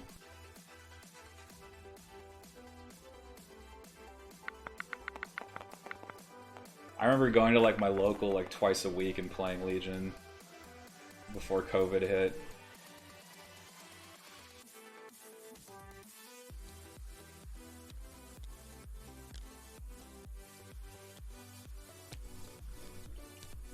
Oh, come on. Oh, wow.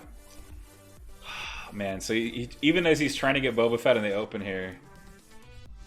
Okay, yeah, that's fine. He can shift over like that. His intention was to get Boba in the open, but unfortunately when he moved that close, that little staircase corner got in front of his vision. But to start things off, here come 3 saves in on the Boba Fett. Let's see if he can weather that. He takes a wound, so 1 out of 5. 4 wounds left for Boba. More shots on the way. Huntsman desperate to pull this token as soon as possible. He'll have another chance now. Gets operative. He got it in 2 pulls.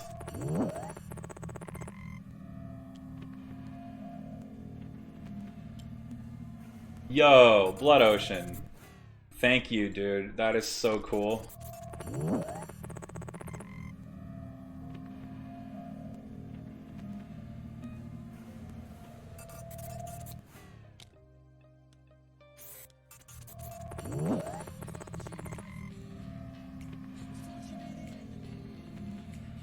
Thank you for all these gift subs, man. That's super appreciated.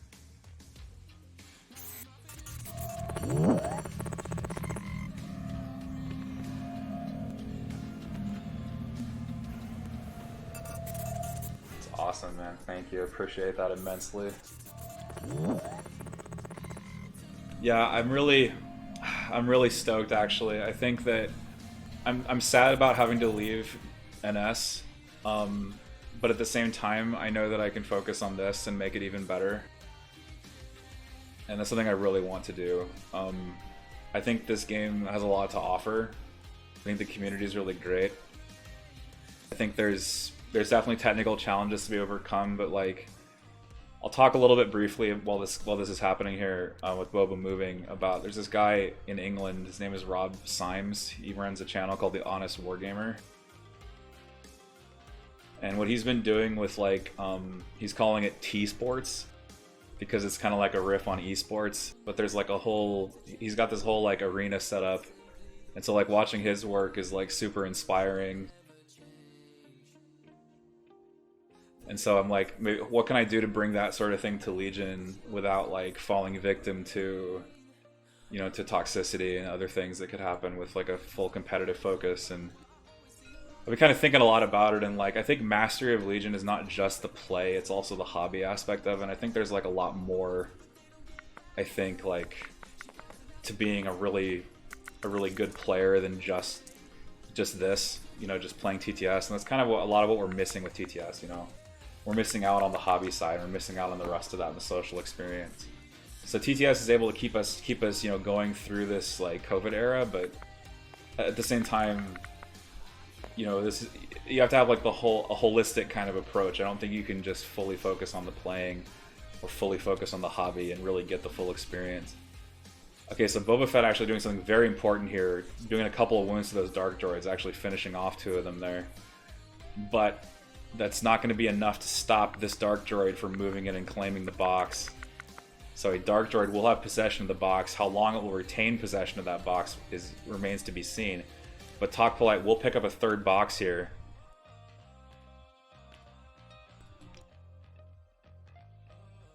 Stealing this one away from Huntsman. So TalkPolite, despite having lost this important roll-off, definitely making a game of it. His army pushing up the board with all speed. Oh no, he's engaging Boba Fett now that the Whipcord's gone. This is actually super clutch. Preventing Boba from getting on this box by engaging is actually super smart. Shuts down his shooting. Boba will have to kick his way out. He won't have 3 actions to kick out, move, and claim. But Maul is in position to double move in with the box here.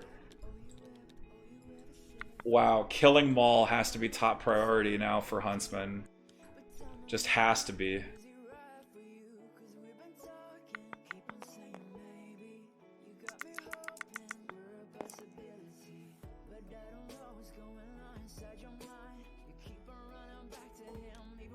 Yeah, that's super cool, right? Like, you think the Dark Droid, you got this like tiny little ball droid just tangling with Boba Fett here, and just, it's super, like you say, Mallard, it's super cheeky, and I love this play. Both players pulling out some really cool plays, new ways to motivate Boba Fett, the Vader's mind of Boba Fett, and now this engaging with the Dark Droids.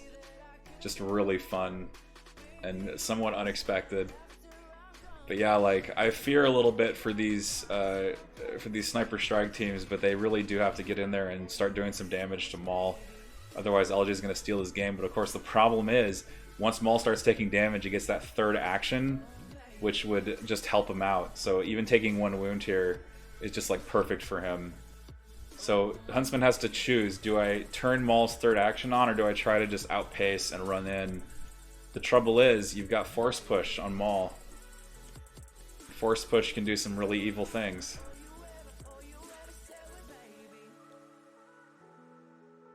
Basically setting up here for Maul to kill Boba. We're trying to create a situation where Maul can kill Boba in the future. I think these elements down here should cut in and start shooting into the center. They should cut towards the objective, start shooting the battle droids in the middle, just engage them, try to hold them off, keep them out of the fight up here. Try to isolate Maul now that he's so extended. Of course, with the tank destroyed, there is no commander, so any droid on 2 or more suppression is going to panic. So that's why I think he's deciding to shoot blue, not just because they've already taken damage, but because without a commander, these droids will panic away.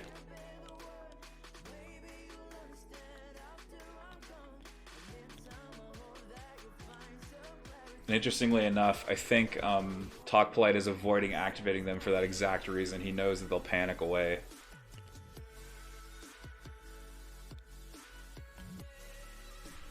Number 6 is still an E5 unit. They don't have range 3 on Boba Fett.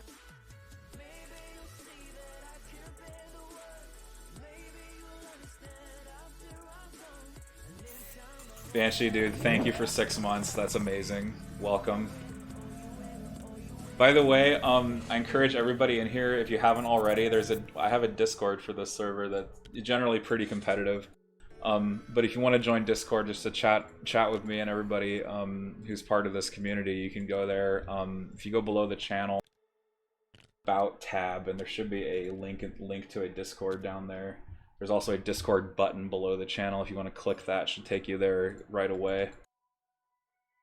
But generally, I use that to do like League news stuff, and I keep all my League stuff on there. And you also do Star Wars Squadrons through there as well. Been playing that a little bit more lately. Holy moly, Value City from these B1s. Wow, 4 crits into those shores. It will not eliminate them entirely, but it will still potentially do a lot of damage there. That's actually an open shot again. Oh man, if only TalkPolite could see the whole unit, that would have been a wipeout. What a shot from TP. Such money when battle droids can roll that hot.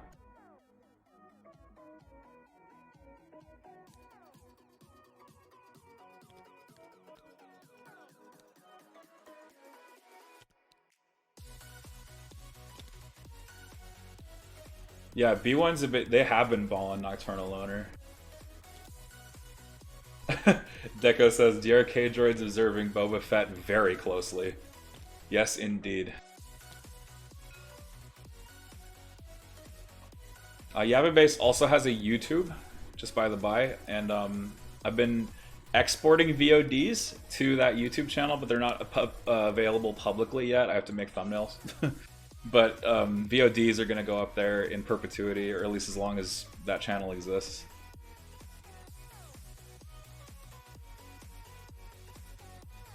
I mean, I see no reason why my channel will get struck, but I guess I can say in perpetuity. I don't know. It's been a little crazy with DMCA. People have been kind of music publishers have been really tightening it up on the DMCA lately, and so that's been a really big concern. And while Pretzel is Twitch safe, Pretzel's the software that I use, not all of their music is YouTube safe, although I think now with Pretzel's new edition, with Pretzel having a new edition, Pretzel's content is going to be YouTube safe now. Thank you, Zakady, for the sub.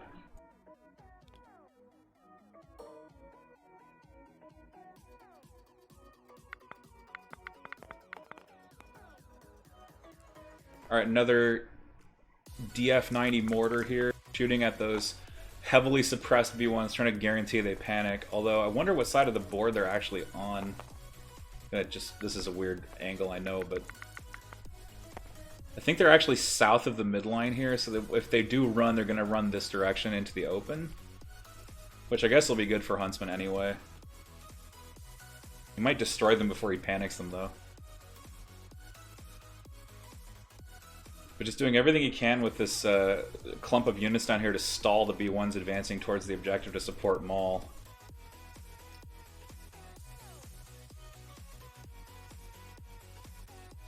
Yeah, exactly. Yeah, everybody thinks they're tough, you know.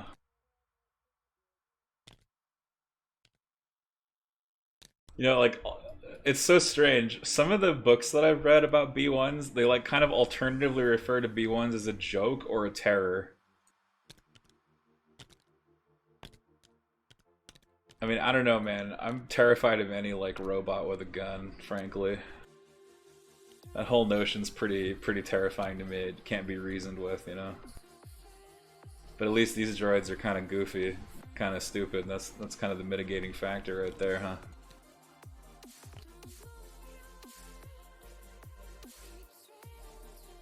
Roger, roger. Okay, these guys are shooting Vader now. Yeah, I mean, it's fine. Vader has a suppression token, he's in heavy cover, but he has no defense token, so it's usually worth it to shoot Vader if you can.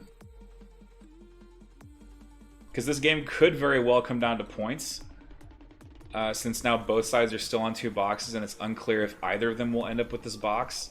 So killing things off, still very valid, especially when it's something expensive like Vader. That's definitely a challenge in Legion, is knowing when and what to shoot. Definitely something that takes a while to get a hold of, I think. I mean, outside of just like full-on memorizing points values, which is something I've done for tournaments of like I actually try to memorize the points configurations of certain units. Just like having a good like ballpark estimate will really help. Another shore trooper fall. These red shores, they have not been saving that well. They saved well like one time that I can recall, but usually when they get shot, they bleed. So these ones have been bleeding pretty heavily. They have not been eliminated just yet. That light red shore trooper, though, taking a bunch of wounds from those B1s and losing 3 troopers earlier. Very painful. These snipers... Yeah, man, I'd almost certainly back up and shoot Maul. I don't know if I'd shoot Maul with all the weapons, though. I might just shoot him with the one gun. Because remember, with high velocity, you have to have all the weapons in the pool with that keyword to get it to be used. So high velocity shutting off the dodge, I think, is preferable, and actually he's positioned his second miniature. Oh no, he's actually going to use it. Okay. I don't know how the math works there. I think with Pierce immunity, I think you still go for the non... Do you go for volume there? Someone might know that math. Hey, thank you, Banshee Pants. Yeah, come. I'll hope to see you back tomorrow. Actually, we're gonna be broadcasting again tomorrow, around 3:30 Eastern.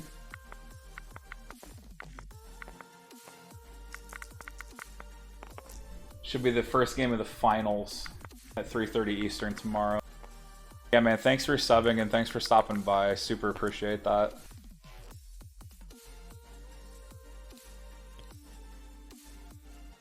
But yeah, let's see. Tomorrow is gonna be, I think, Zanel.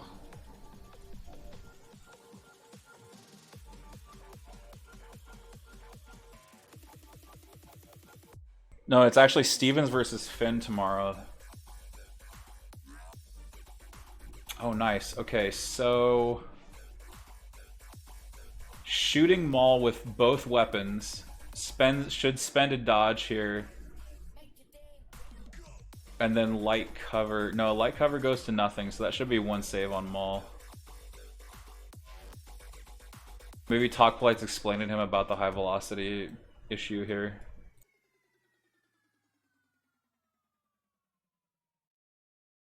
Yeah, for sure. Volume tends to be better. Yes.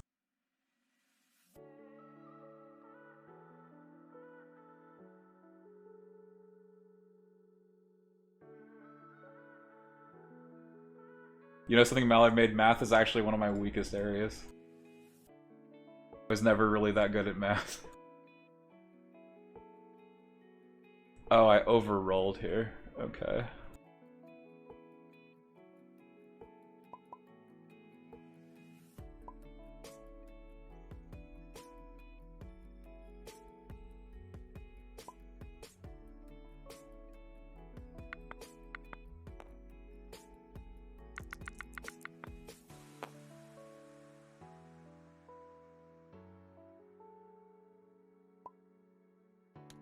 Okay, so for those of you that are following what happened there, so when you roll a dice pool, if you over-roll a pool, if you roll too many dice, you have to re-roll the correct number. And sometimes what happens is you end up in a situation where you get a better result than what you had before, especially on defense. But those are the rules. You have to roll the correct number, and so that essentially saved an extra wound because TalkPolite on his initial roll rolled out 2 saves instead of 1. Because I think they did the cover math wrong. But like as I said to TalkPolite, it kind of sucks, but that's what the rules say. And that's kind of the rules I've been using for the tournament, but again, it's just one of those awkward situations. You always want to try to roll the correct number of dice at all times.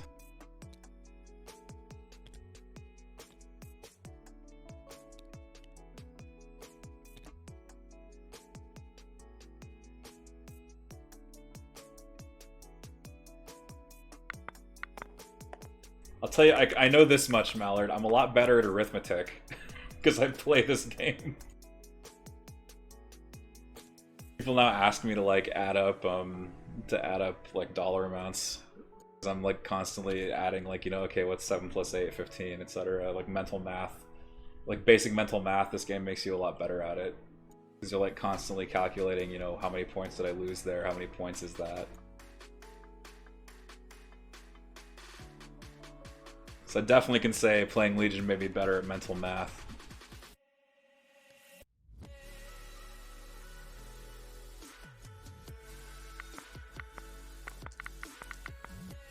There you go. It's always guessing usually works.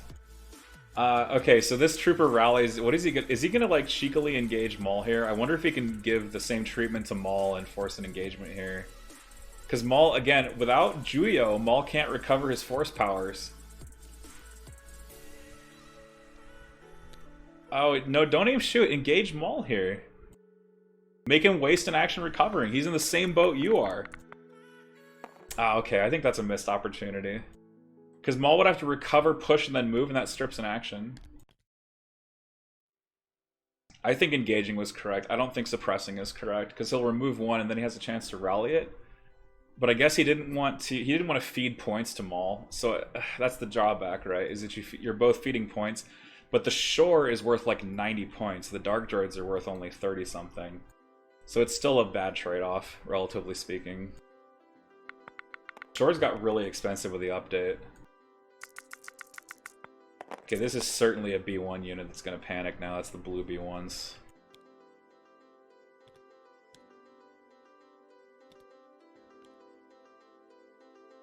Yeah, so they're going to... I think I was right. They're going to panic towards this board edge here. They're just going to have to do a straight move. And they can't climb or anything. They're just going to run towards that board edge. So just running further into the open. Again, the droids did not have a commander this round because the AAT got killed by Vader. So there's like when your commander dies, there's like a small gap where the courage bubble isn't in effect. So there's a really good chance if you have like low courage troopers to just panic them onto suppression while the commander's dead. Especially problematic for droids.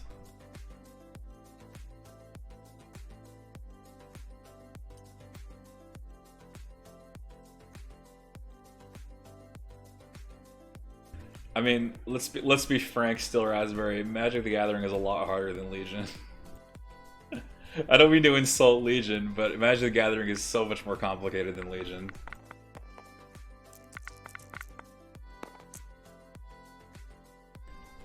Okay, now these boys panic, or they don't panic. Actually, they're still there. The officer is still holding the firm, but they're on the verge. They're at 3 suppression, so they're not panicking, but you know, I think I'd still shoot blue here. It's a chance to wipe out a squad. You just take the points where you can get them. There's no unactivated troopers to shoot. He's showing where those boxes are. Yeah, I think you still shoot blue here because you're trying to get that activation off, but he's going to shoot red instead. Maybe setting up Vader for some stuff. Vader is probably the most likely to engage red next turn. Vader can, Vader's really good at playing goalie, and so this is actually a great situation for Vader to be in. Kind of flip the script on blue player. A lot of people think of blue player as the defensive player, but that's only true if blue can secure an early lead, generally speaking. Okay, only 1 crit.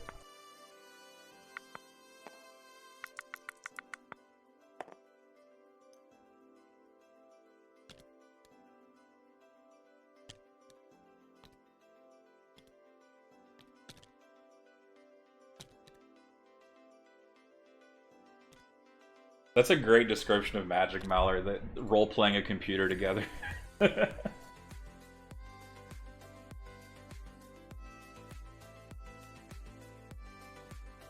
Yeah, he's so good at just being a goalkeeper, at being a goalie or goalkeeper, I guess. So like you try to get you want to get through an area, no, I'm just gonna slash you up. I mean, this is he's gonna try to turn this this area of the board into the Rogue One hallway. I'm sure a lot of you know that scene from Rogue One where Vader is just like he just like takes out a squad of fleet troopers by himself. Just marching through the hallway of that Corvette.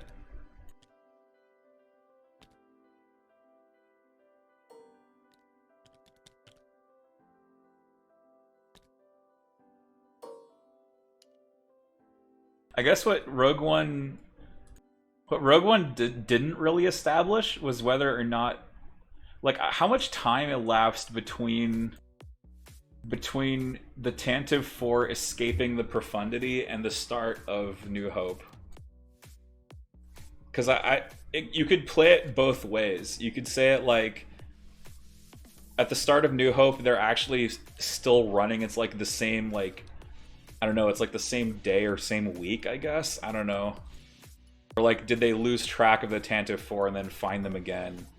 Because like, I'm wondering if those troopers, when they're like getting ready to fend off the Imperial borders again, like I'm wondering if they were like some of the same dudes that saw Vader chopping those guys up in the hallway. I'm sure some of them must have been, regardless.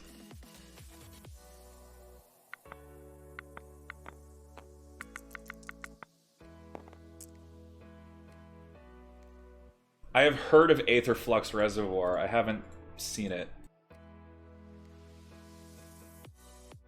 I've heard of it though on some casts, but I don't actually know what it does.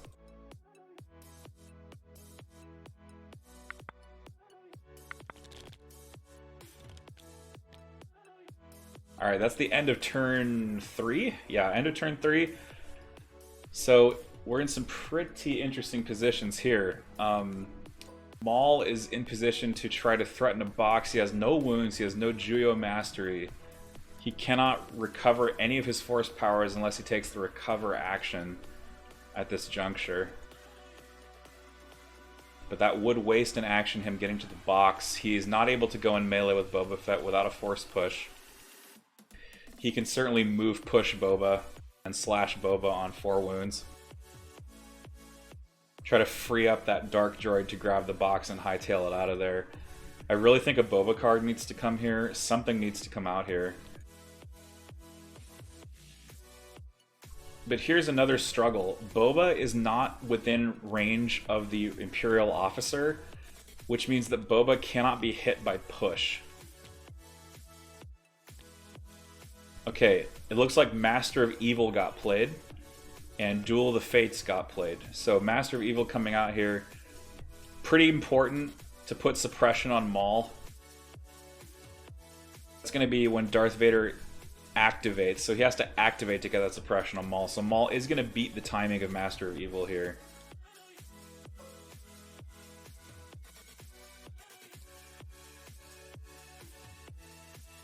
But range ban getting popped, able to issue an order to Boba Fett with Master of Evil coming off of Darth Vader. Maul is being threatened with losing an action here because he's starting the turn with 3 suppression. So there's a small chance that he will lose an action. That would actually be really big. He can't get to the box in 1 move. I think he really wants to go for the force push and dueling with Boba Fett just to keep him tied up. But he really needs that second action. But even on 1 action, he can yank Boba away, so he can still get some work done. Note for stream. Jammer means Boba... Oh, no! Oh, I didn't even see that. Oh, no! The Dark Droids have a comms jammer. Oh my gosh. And he already used Seize the Initiative. So Boba has no order. Because of the comms jamming battle droids. I didn't even see that. Oh no. TalkPolite saying, I'm a proud probe droid dad who is gonna take a pee break. Oh man. TalkPolite is just tickled pink by the fact that his dark droids with jammer are blocking Boba Fett's order. That is incredible.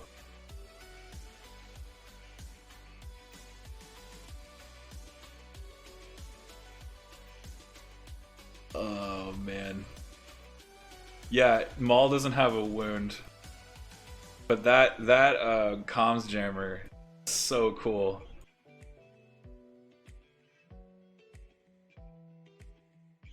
Wow, okay. So even with Maul on one action here, yeah, Boba just kind of hung there. And with everything else ordered, wow. Okay, so this Dark Droid could actually literally steal this box. So it's gonna be a question of whether or not this Dark Droid dies to something over here. There's a chance. It's a small one, but there's a chance that this droid could steal the box.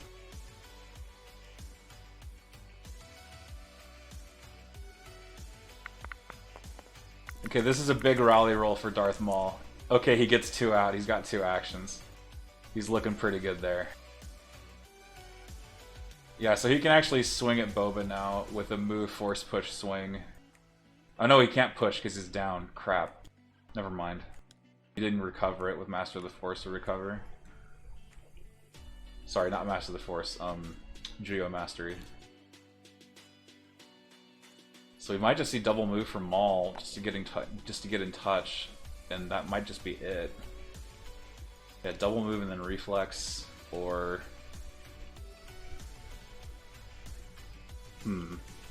he could move recover push. What? Yeah, okay. That was an obvious misclick right there.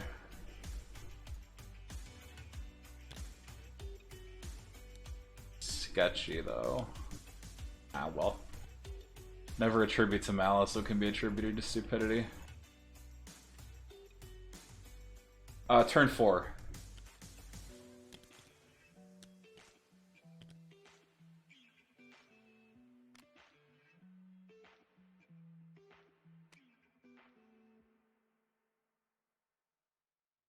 Alright, so that is going to do it for Maul. He's just going to double move in base with the objective. Not really that much in danger. Boba being tied up means Boba can't shoot Maul.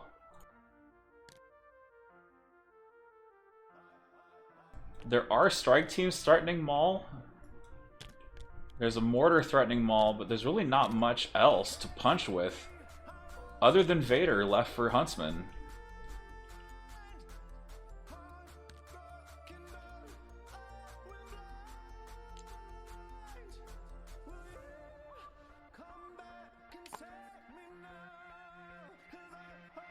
Okay, now is Vader gonna chop his way into these droids now?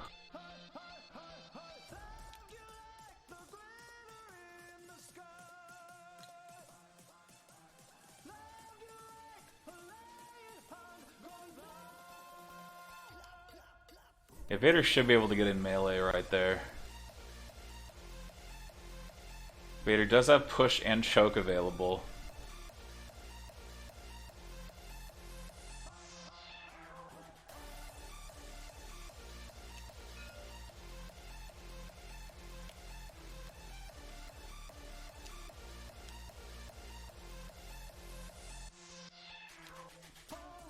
Yeah, he gets a little bit worse, right? Maul without Juyo is basically Commander Luke without a ranged weapon.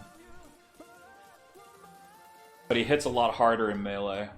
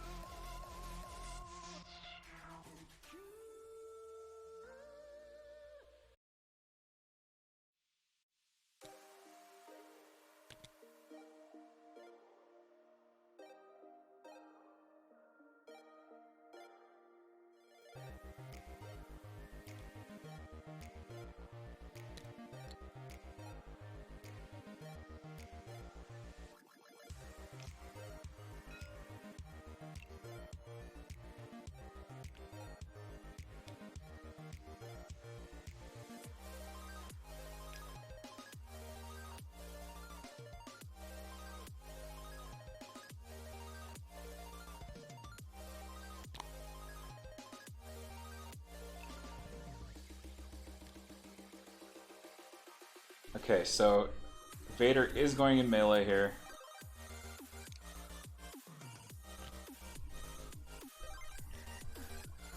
He should certainly start choking heavies if he can, so these like E5C troops, you can start choking them. Though he might want to save choke if he can get close enough to white. But he's going to go ahead and slash into blue here with his Relentless shot. 3 there, that should just kill them all.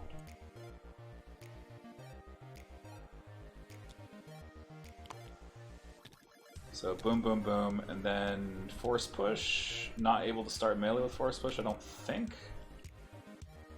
Has a dodge from Master of Evil. Oh shoot.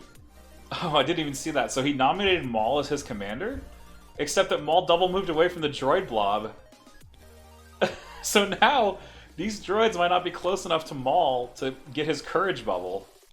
So these droids could actually panic. That's wild.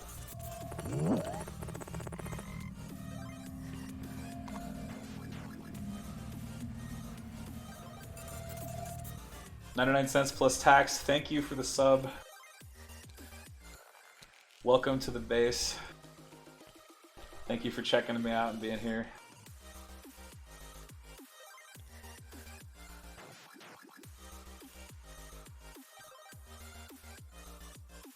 Alright, so Vader getting yanked in.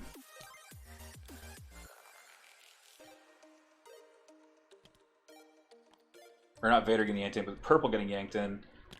So if these droids... That definitely looks like more than 18 inches.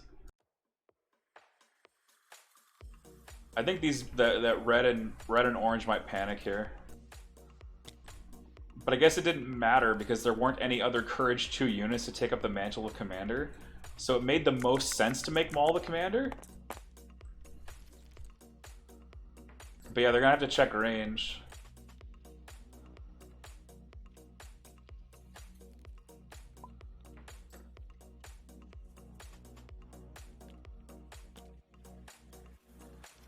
Telling them to check from Maul because that's the most relevant.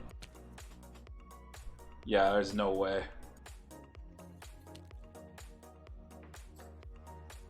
Yeah, so orange and red are gonna panic because of Master of Evil.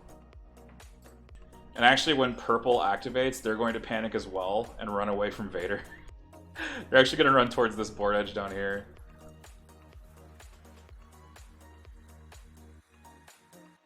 So, wow, Master of Evil really clutch against this list in particular because of the field commander problem here when Maul isn't close. That's wild.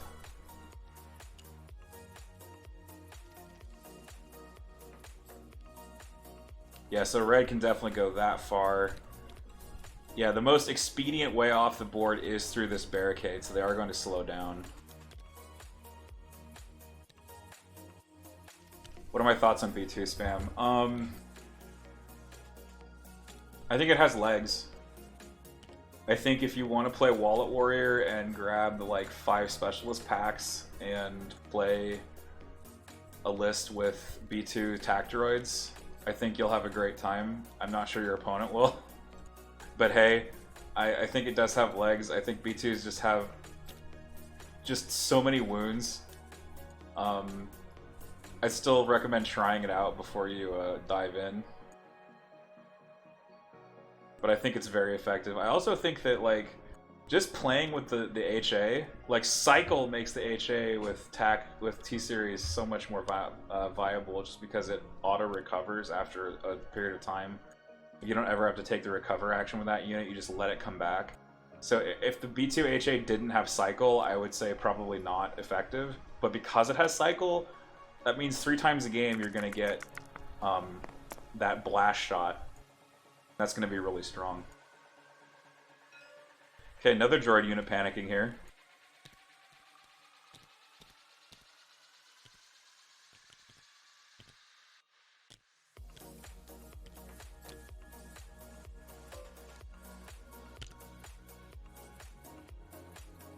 It is definitely peak threat saturation.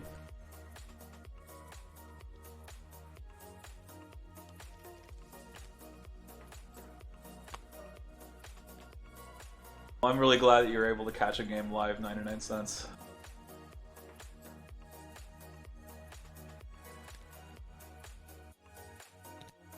Well, yeah, I mean, when you, what is it? Isn't it 10 wounds? No, it's 9 wounds, because you have 4 B2s plus the droid. So that's 9 wounds per unit.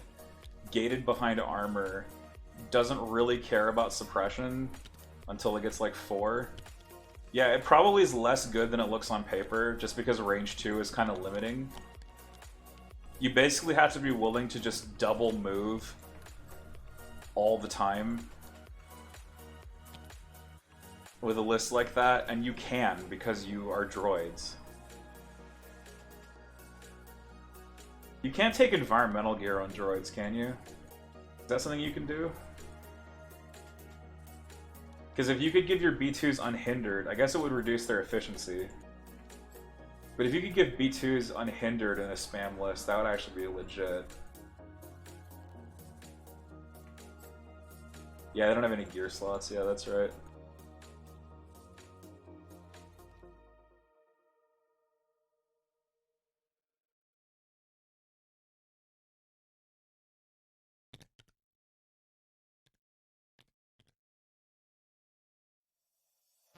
Okay, so red and orange have now finished panicking.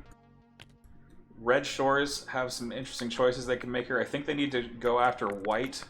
Vader's certainly interested in going after white as well, making this a race for who can control these boxes. TalkPolite is threatening here to steal this box. It was originally Huntsman's box, but a forward move from the AAT that probably led to its destruction opened the way for Maul to get up here and threaten the steal.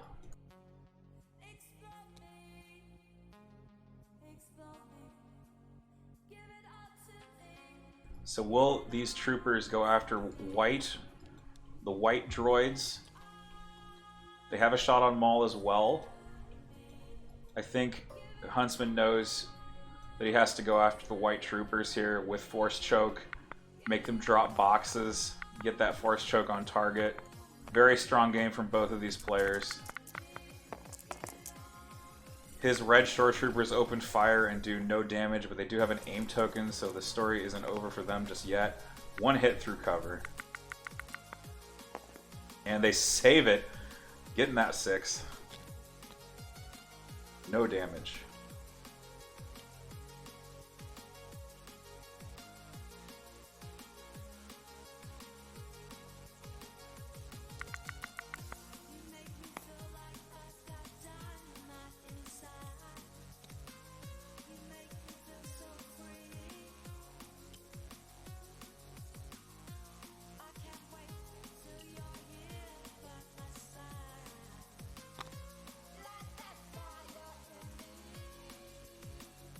So yeah, 99 cents at any time during the game. I usually set this up beforehand. At any time you can go ahead and type in red list or blue list, and it'll spit out the army list for you.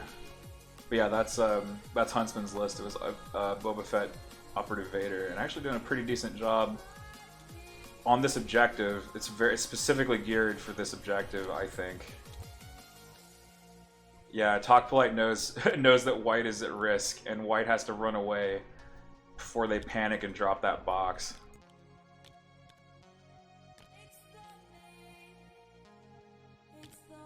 So TalkPolite just saying, no, you're not gonna touch my box here. Double moving away from Darth Vader.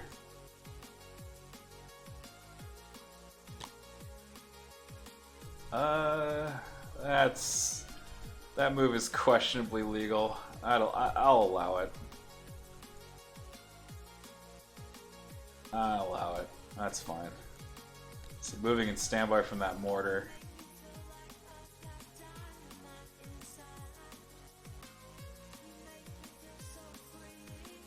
Oh yeah, I know. That's one of the biggest good things about Legion, right? Still Raspberries, like Legion, as far as like war games are, it's pretty easy to get into. That's one of the things that I think attracted me to it the most, is like, well, this has a lower barrier of entry than 40k, that's for sure. And plus, like, I like the Star Wars universe better than I like 40k. I mean, I think 40k and Warhammer and all that stuff is really cool, don't get me wrong. Like, I play Age of Sigmar. I own 2 Sigmar armies, and I play them. But Star Wars is like my main thing. I love Star Wars. And I had a chance to, and you know, I jumped at the chance to play a tabletop army game that wasn't X-Wing. A full-fledged war game, which I think Legion is.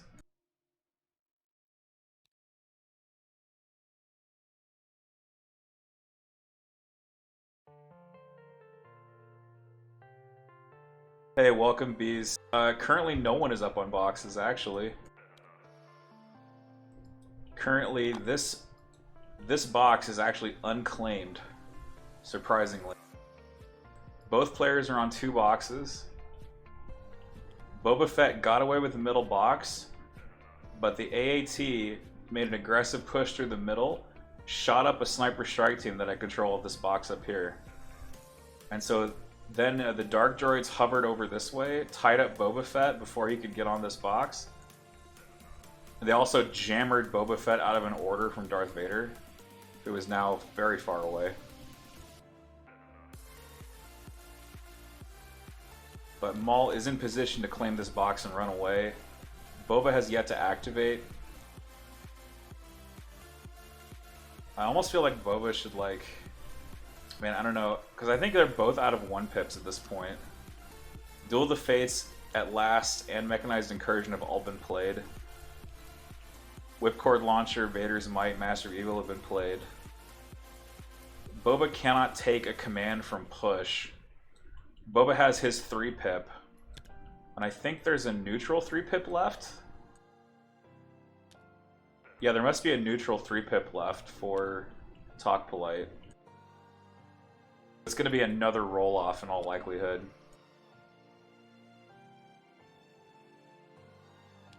Whoa, the Dark Droid's got in a dodge standby. Crazy.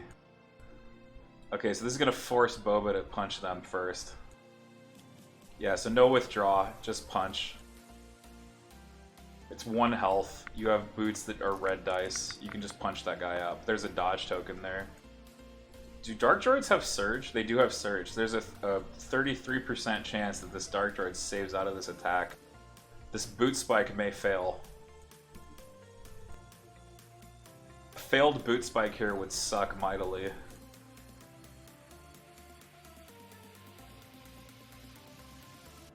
This is always the danger with Boba. He only has 2 red dice in melee.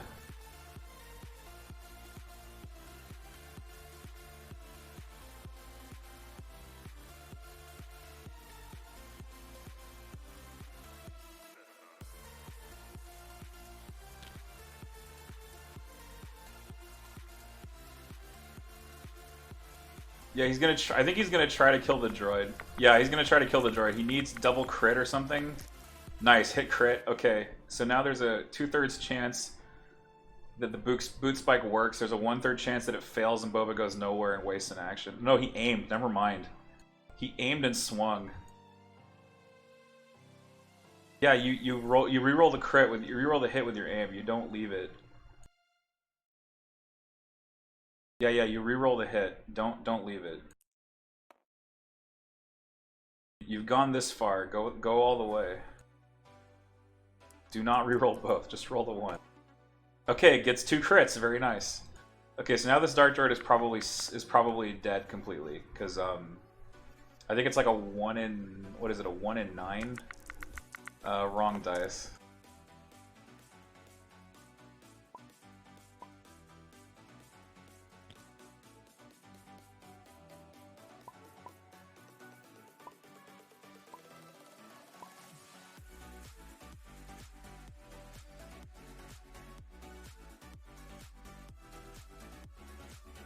Okay, yeah, so what they did was when Huntsman aimed, there should have been a standby punch from the droid, but it didn't do any damage. And now the droid's dead. So, Dark Droid's off the board. Boba's still kind of stuck there. This next roll-off is going to be absolutely huge. But even so, like if there's a roll off here and Boba wins, it'll be move claim, and then he's gonna pray that Maul doesn't just one shot him.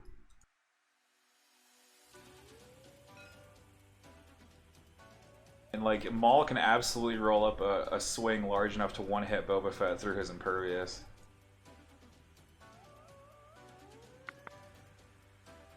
Okay, now do the purple boys panic. They do. Goodbye. They're gonna run through Vader.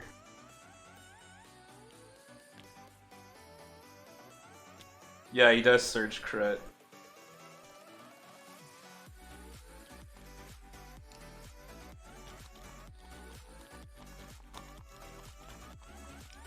Oh, everything wiggling there with that template.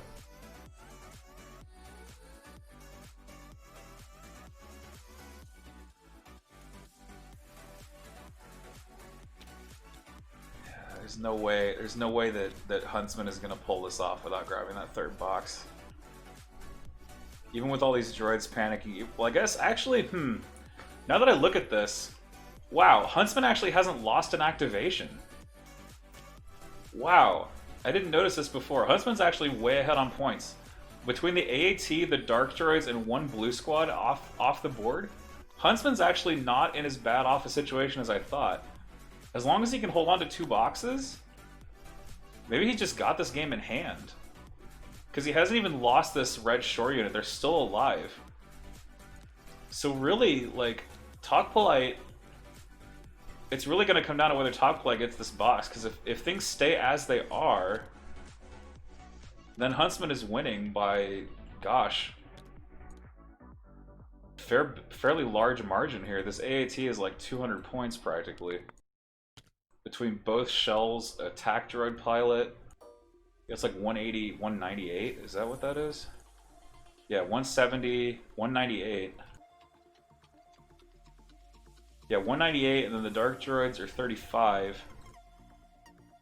And then these battle droids here are 50, 54, or 60. Wow. So Huntsman's almost ahead by 300 points.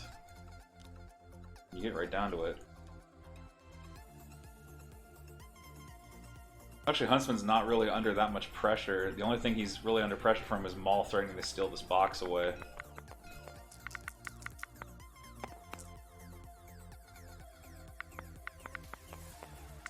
Okay, this is actually a mortar standby after the purple droids panic through the Dark Lord of the Sith, Darth Vader. It triggered the mortar standby, and the mortar standby shot putting even more suppression on these red boys, who are still not close enough to Maul. Oh man. Maul has got to get back to those B1s to get them under control. Because this droid army is just like scattering to the 4 winds here. They were all balled up until Master of Evil hit. Now there's like 1 died, purple ran forward, orange and red ran the other direction. The box carriers retreated, and so TalkPolite's army is just split everywhere.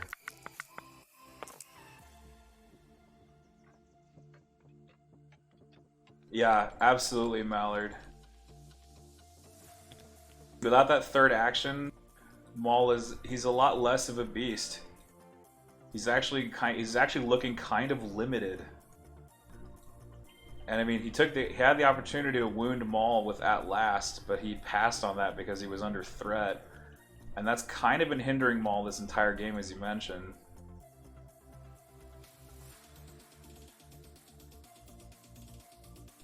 And now I think the struggle here is, do I shoot Maul and give him that third action before the next turn starts?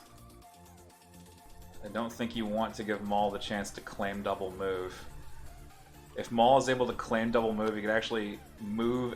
He could actually claim move jump and be scot-free. So Maul on 3 actions is just a non-starter here. I'm pretty sure Maul could actually claim. He could even like claim jump, move, scale down, and be home free. So like wounding Maul here and Maul winning priority is really negative.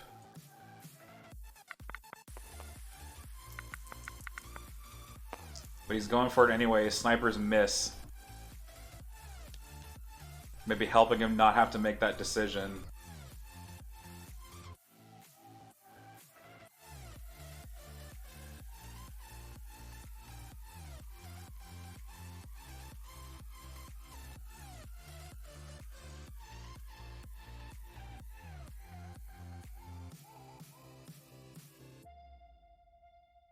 Yeah, I mean, he could just try to jump Boba and kill him.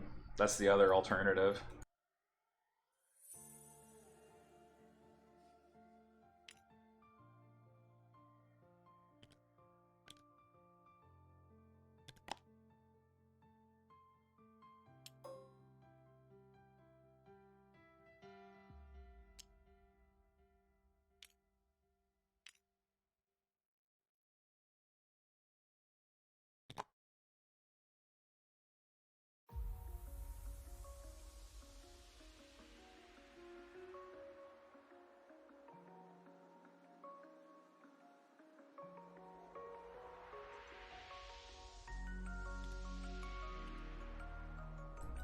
Okay, Huntsman going in again with another sniper rifle here. Oh man. Maybe he's just playing for suppression more than wounds. Because again, like, even a Maul with Juyo still losing an action is huge, and that still kind of roots him to the spot, but Maul refusing to take damage there. So suppression stacking up again once again. And now the last one, this lone shore leader. Still got an order, still got an aim token. Can still move and attack things.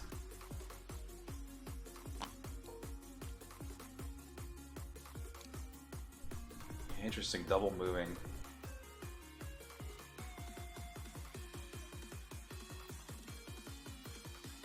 Yeah, I think he shouldn't move again. I think he should shoot here to make sure these purple droids start the turn on 2 suppression. That's exactly what he's going to do. Misses his first shot, has an aim from target, and nails it. So 1 save for the droids, but more importantly, that 3rd suppression. I agree, Still Raspberry. Boba is in a pretty bad spot. Boba has some tough choices to make next turn.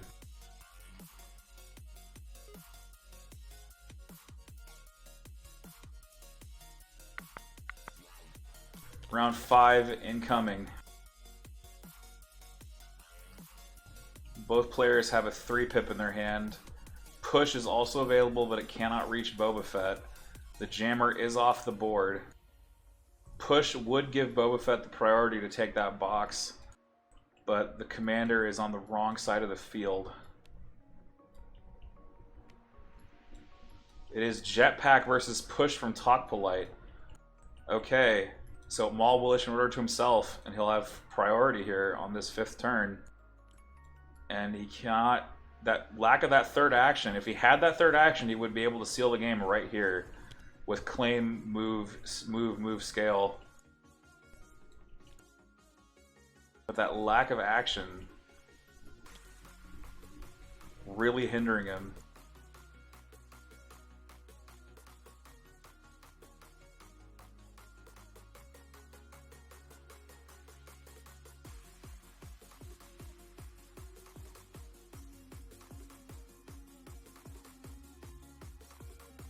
Huntsman trying to find the magic formula to keep his Boba Fett alive while also stealing this box.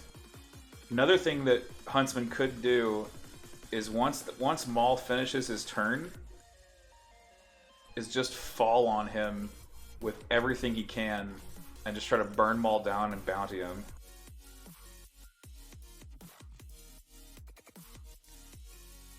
I just don't think he has enough material to make that happen. And these droids are certainly out of reach at this point. So it really comes down to this box that Maul has. Now, TalkPolite could go first. He could claim and move back here. And then try to wait it out. I think that's the correct call, is claim and move. Because now that he's going to be out of line of sight of a lot of things, and then if he can survive till the following turn, he'll be able to jump away with that box and win the game.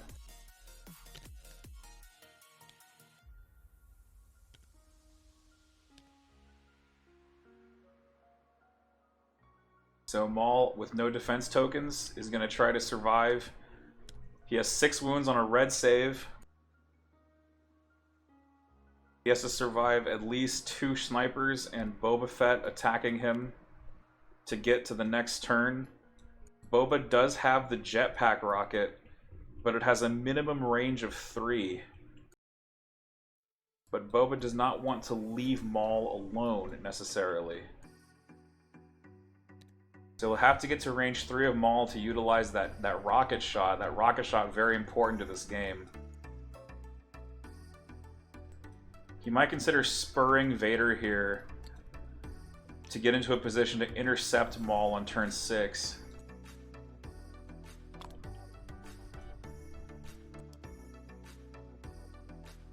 But I think what he's going to do instead, maybe, is double move Relentless Force Throw and try to do some force push type shenanigans. He doesn't have Choke active, unfortunately.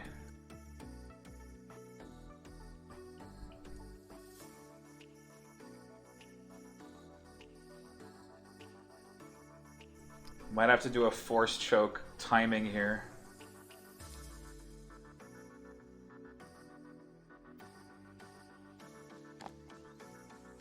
He gets range 2 there. Unfortunately, when you force throw, you can't scatter the leader. You can only scatter the other miniatures.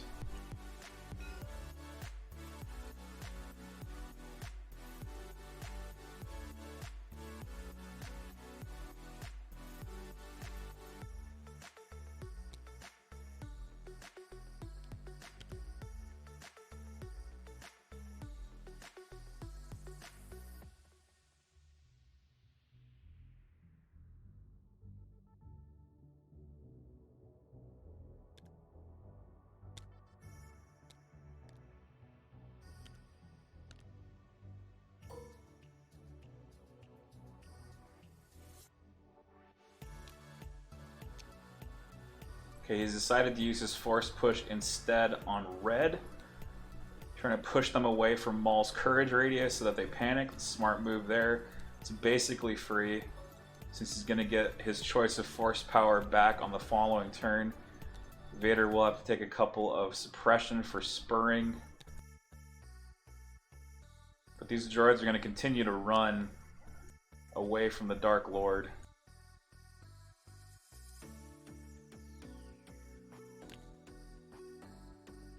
There's no way that he can catch them anymore. So I think the safer play would have been to try to move somewhere to intercept Maul on turn 6, but I don't know, it's going to be tough to get Maul down.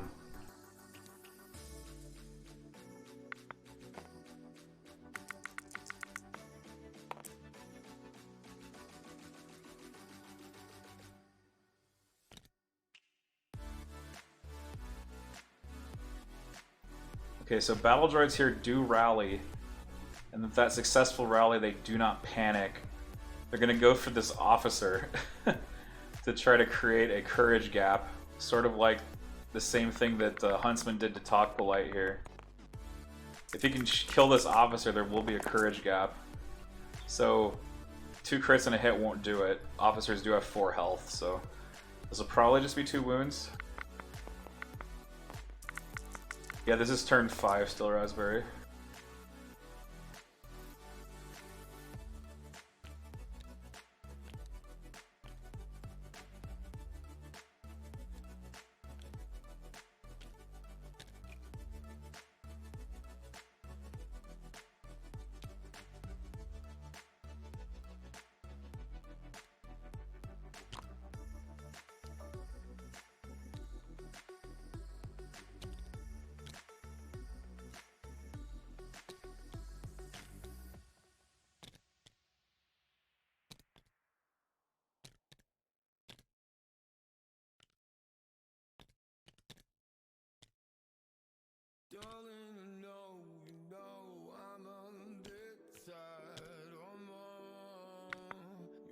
Alright, so with that shoot and move there, the officer actually taking no damage. Wow. That was unexpected.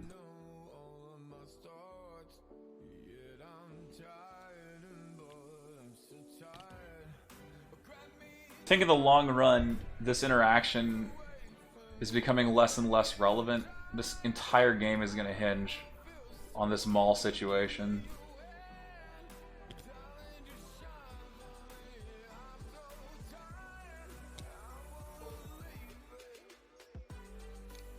Because let's see, on turn 6, Vader... Yeah, because these droids have yet to activate, so I can't imagine TalkPolite not just double moving them in the other direction. There's just no way Vader can catch them. Oh, I see. They shoot the officer and then move to engage the red shores. That's actually super smart by TalkPolite. Because there's no way these shores are ever going to punch out. They just don't have enough dice. But what this will do is it'll kind of stop the bleeding a little bit. They can't. They also can't suppress if they're in melee. They can't do any suppressions on this side of the board.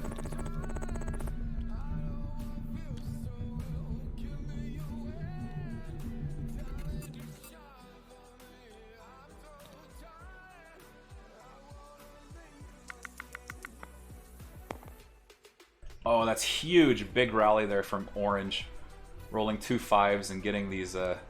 Getting those suppressions out, so that's actually really important. They're going to shoot Vader now. Man, shooting Vader actually kind of important, because if Maul does drop this box, this game will go to points, and so killing Vader would be a huge coup for TalkPolite, who is down quite far on points at this juncture.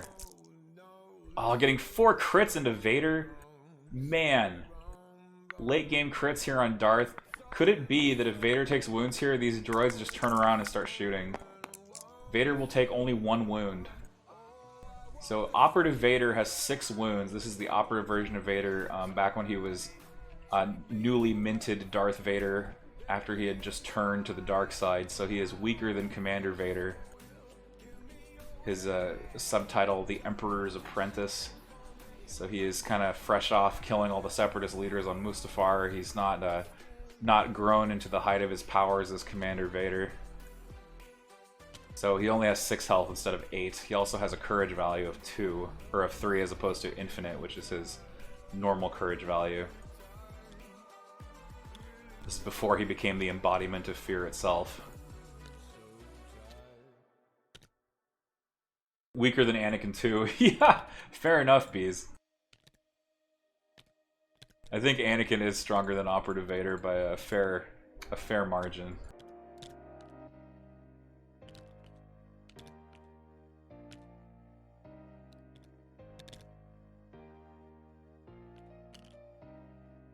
Okay, so shooting and moving from Orange here. Suppressing Vader actually really big. Even further protects these boxes in the back.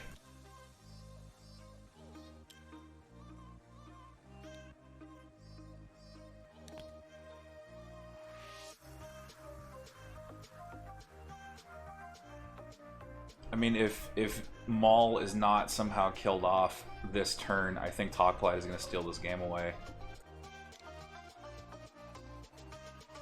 This was all started from an AAT shot early in the round.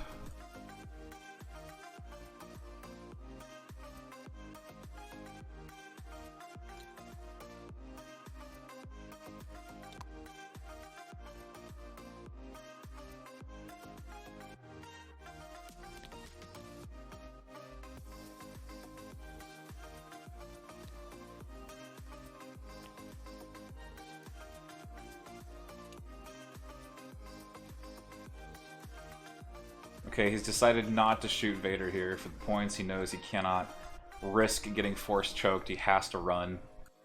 There is just no good alternative. Maybe he would have risked it if Vader had taken a large number of wounds, but no such luck there.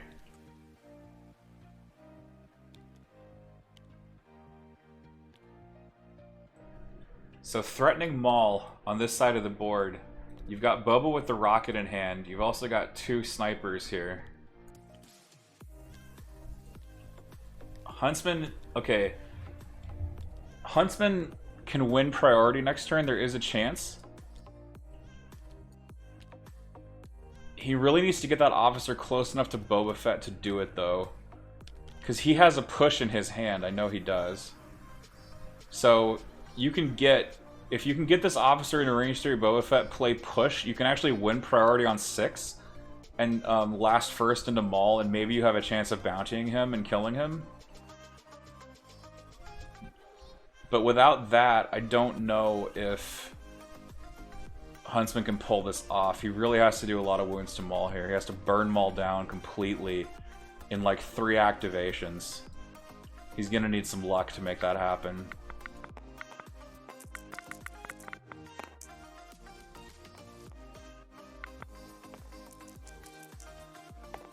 Some more suppressive mortar shots going into these droids. 1 crit passing in, and suppression, and no wounds, but suppression. These droids up to 8 suppression. They are super panicking. There is no way that they are going to be unpanicked.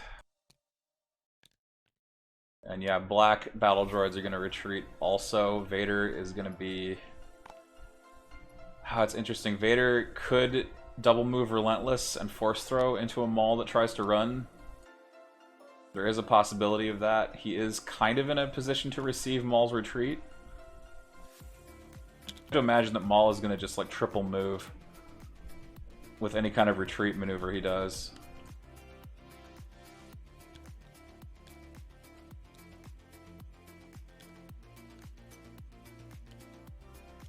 Yeah, that's kind of what I'm saying, Bees.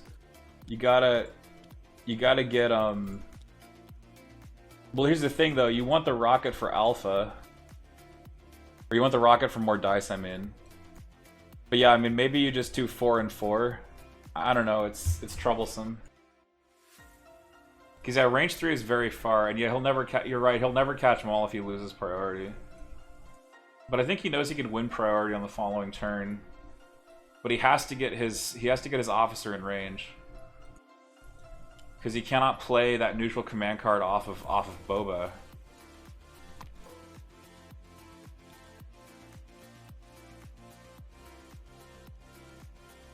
Okay, first shot into Maul. Maul is technically in heavy cover from this building flange.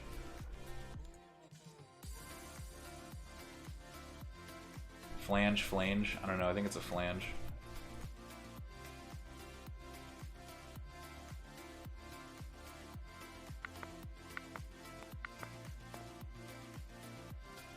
Was not able to get both snipers in there on a single move. It is definitely heavy cover still.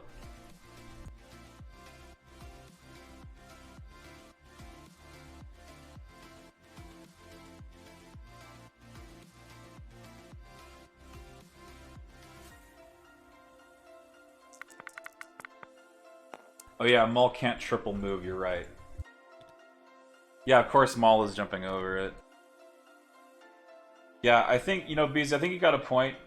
You do have a point. I think Boba does have to go to a place where he can get vision on Maul next time.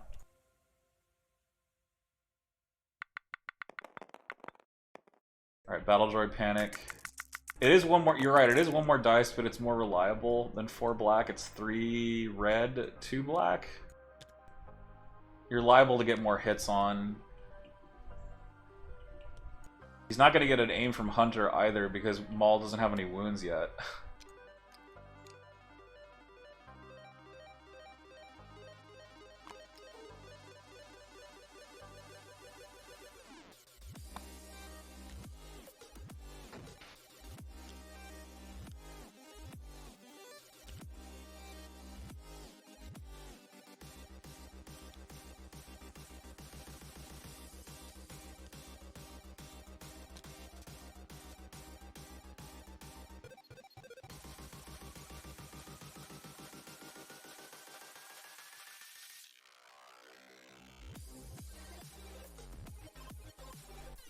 Alright, so this sniper will have to move to see Maul.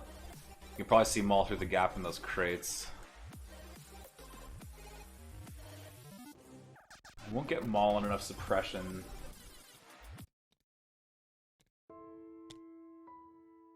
So I'm thinking like maybe he can get Maul on enough suppression to make him lose in action, but then Juyo would still let him move twice. And yeah, he cannot triple move, I don't think. Because you're still limited to 2 move actions, if I'm not mistaken. Because Julio is not a free action. You just perform one additional action during your activation. Limit move 2. Yeah, it says 2 move actions is a limitation printed on the card, for goodness sake. Alright, shooting into Maul. Ugh, another bad shot. Just suppression. I think Maul is gonna steal this game.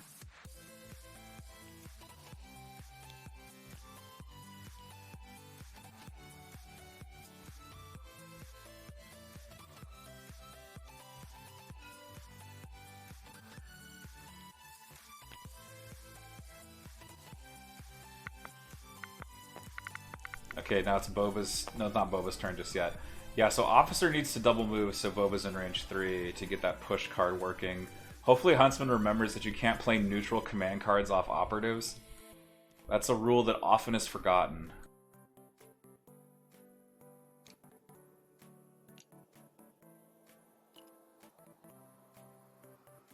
Uh-oh. Yeah, you cannot play neutral command cards off of operatives.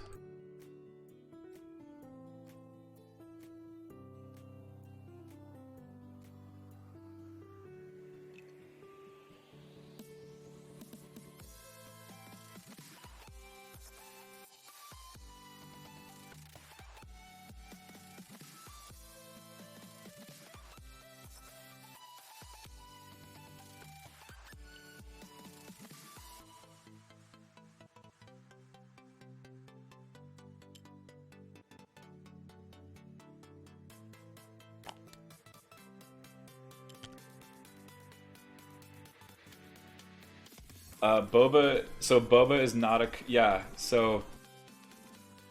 I actually have it here. I'll put it in the stream chat.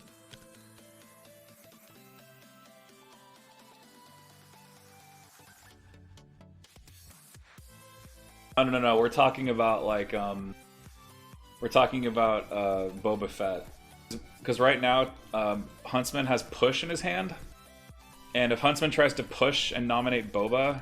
He can't nominate Boba, because Boba is not eligible.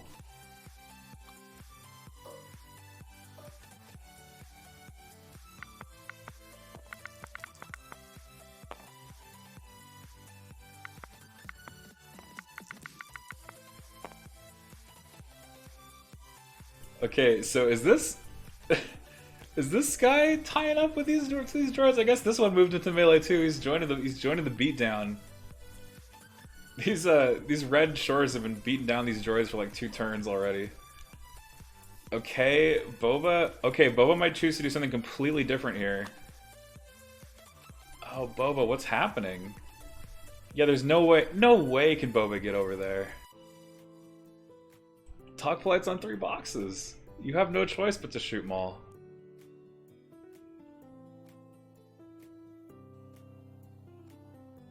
I guess he's trying to measure to see if he can get over there at all. Yeah, he has to shoot Maul. There's no way around it.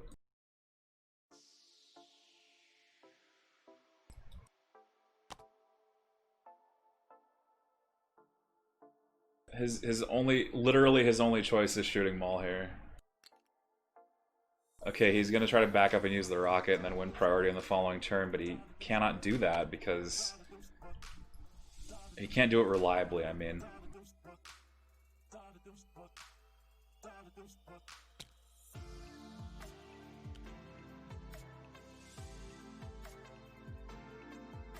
He can't even get to range with 1 move.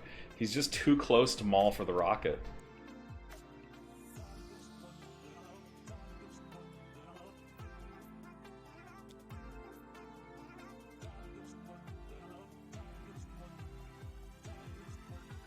But even if Vader got 2 moves, he cannot choke at range 2. Okay, so Boba does move back, fires the rocket. And, oh, what a garbage roll from Boba Fett. No offensive push to aim that shot. Maul takes 1 wound. And I don't think that Maul is gonna die. I think Maul will steal this game away. I'm trying to find out, like, how does this work? Like, because Maul literally jumps over the building and he's gone. There's nothing left. The only thing I can see really is a Vader Relentless force throw. That's it.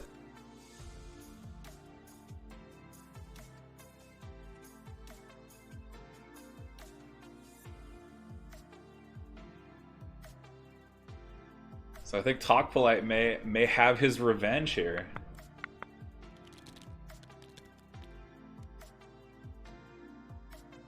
Do I have a funeral dirge? I don't know. I should probably get the I do have sound alerts, so I should probably get Padme's funeral dirge in there. Okay, push does come out, but of course he cannot hit Boba with it. He has to hit Vader with it. And Boba not having C's makes things all the worse. This would be the time for Boba to play C's.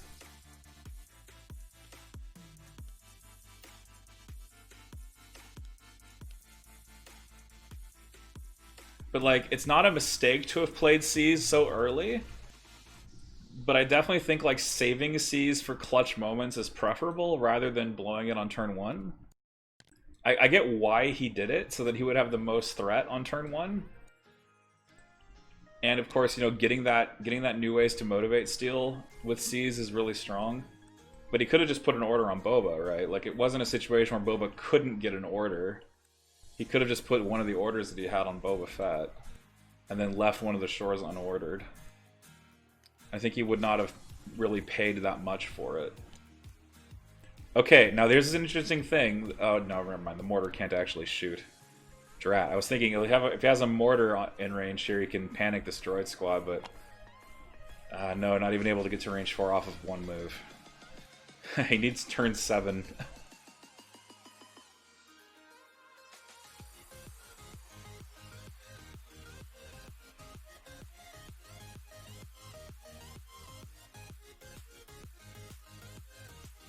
The sideways staffs may have carried the day here.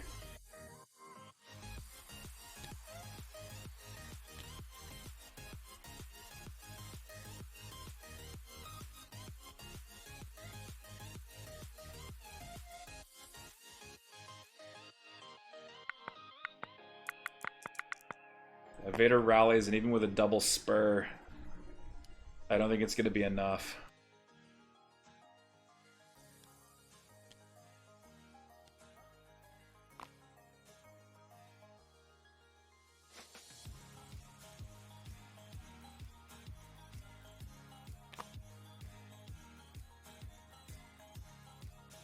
He gets them at range 2, but it's not enough to...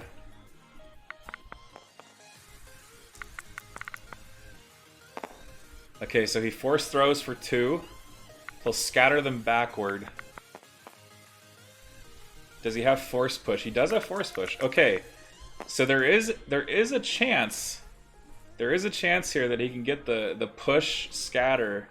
Now, do you have to have a miniature that's at range 1. So there's actually no way, even with like scatter force push, that he can get this leader to be range 1 for force choke. It's just not going to work.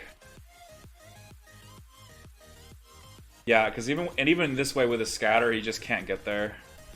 So I mean, a worthy effort, but it's not going to work ultimately.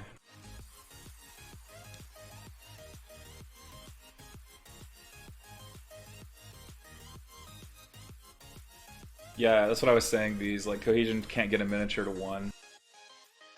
Like, not only can Cohesion not get a miniature to 1, your force push can't get the unit leader to 1. More importantly, to do the force choke play.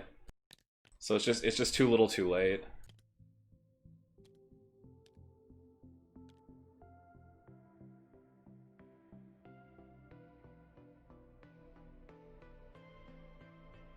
So like, what's the overarching lesson of this game? Kill Maul when you have the chance.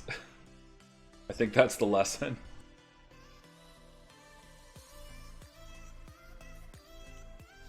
Like, he's gonna get Juyo whether you like it or not, so just shoot him.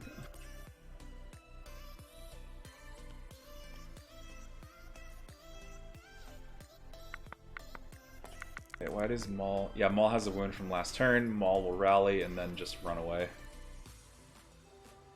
Wait, no, it's these folks? Oh, they're shooting Vader. Wow. Shots on Vader here. Not moving with the operative. That's ballsy.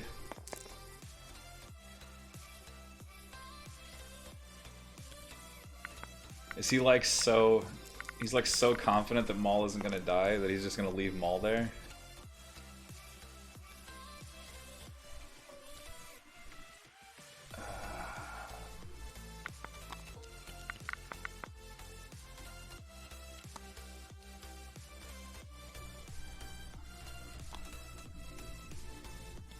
Yeah, core won't do anything.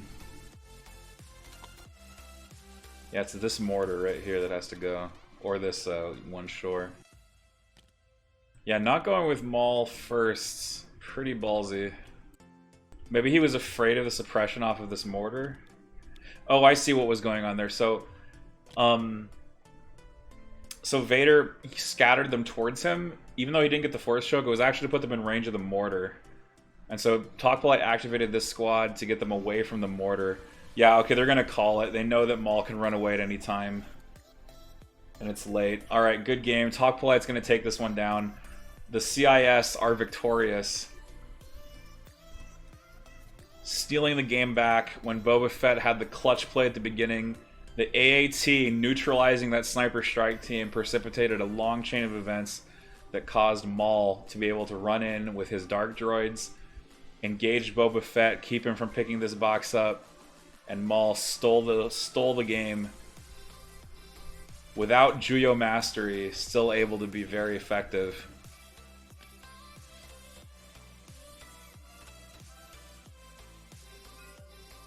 Oh, was it AI attack? Okay. Yeah, exactly, folks. Alright, I'm gonna go talk to the guys and see if I can get them in post-game. Turn my music off so y'all can hear them talk. Let's see.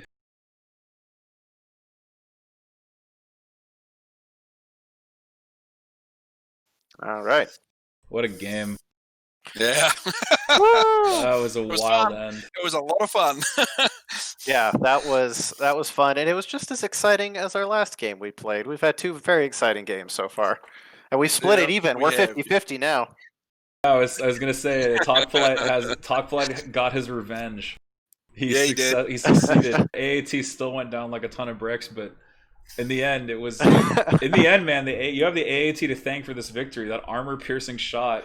Oh yeah, into the sniper is basically opened the door. Job. Yeah, it can opener this victory for you. Yep. That was something else, man. And I thought I could get Vader up there and pull those guys that were running away rather than head over to Maul, and I just couldn't catch him. Yeah, I was hoping that LJ didn't see that mortar range for the suppression and panic with the box drop, but I mean, I think you could still have picked it. Well, actually, it's AI too, right? Because neither of these guys had an order. Mm-hmm. So yeah, I guess they had to AI attack and then run. Wow, that's wild.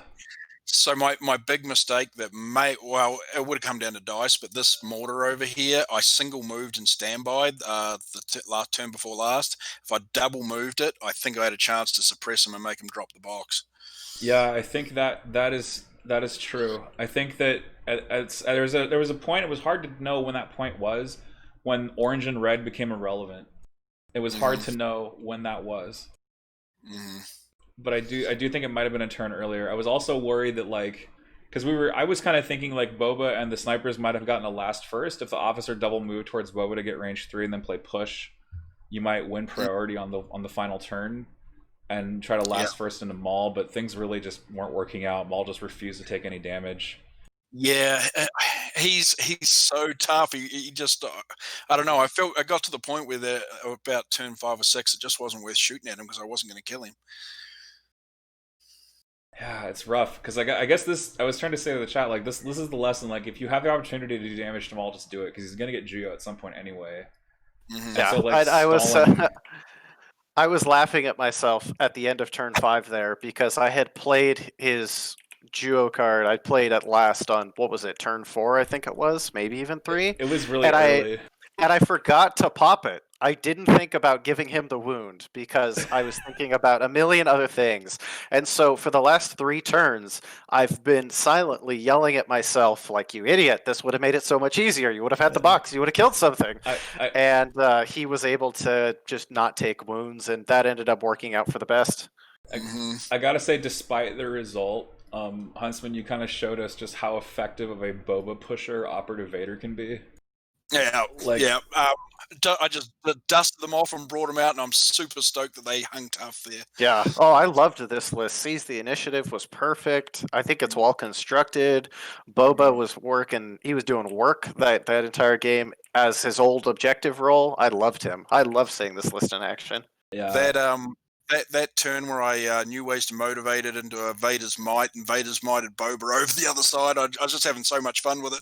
Yeah, that was so cool. Just like seeing Boba and plus the new ways medic play with the standby, and there were all kinds of crazy stuff. It's like, oh well, I have Juyo too, I guess, for one turn. You know. Yeah. And what I've been playing them, I didn't really get to do it this time, but new ways to motivate the shores where they can run up, shoot, and then just heal that wound, and they get way up in your face too. Yeah, it's pretty nutty. It was kind of cool, watching these Red Shores troll Darth Maul a little bit by moving up and then standing by, and then he came out with the dodge token. You're like, no, I'm good. He just walked away. That was the best. I did the math in my head, and I was like, that is not going to happen. Yeah, man. And now, so how are you liking Cheaper Boba? Cheaper Boba seems really effective. I was worried the cut wasn't enough, but I think that list still is a pretty decent list at that price. So I think he's actually got some play there. Yeah, I wonder if are storms any better than shores in this configuration? I guess you're still saving points if you take RTCs, but I don't know, man. I'm wondering if 4 stormtroopers can fit where these mortars and shores are. Although the shores did do really well despite being fragile. I like the suppression combined with Vader's Might, because that gives me a turn where I can potentially suppress and make people run. Yeah. Yeah, and that's a secret weakness of this army that I think Huntsman played really, really, really, really well, was that, people are used to, I think at this point, droids being relatively suppression immune across the board, and he saw an opportunity with the tank and took it and really capitalized on it nicely with Master of Evil. So that was fantastic. That was beautiful textbook. I mean, and I was okay with it. I mean, it's like, oh great, I lose a bunch of actions. I'm not happy with it, but I was okay with it at the time. But it really does mess up my plan and make me have to rethink how I'm gonna crack this nut, because I had to run away with 3 or 4 units at a time, which is just debilitating, especially when I started out at 9 and went down to 7 relatively quickly. Right. So just to kind of break it down further for the chat, basically when you have a field commander tank, it's basically a Courage 2 commander.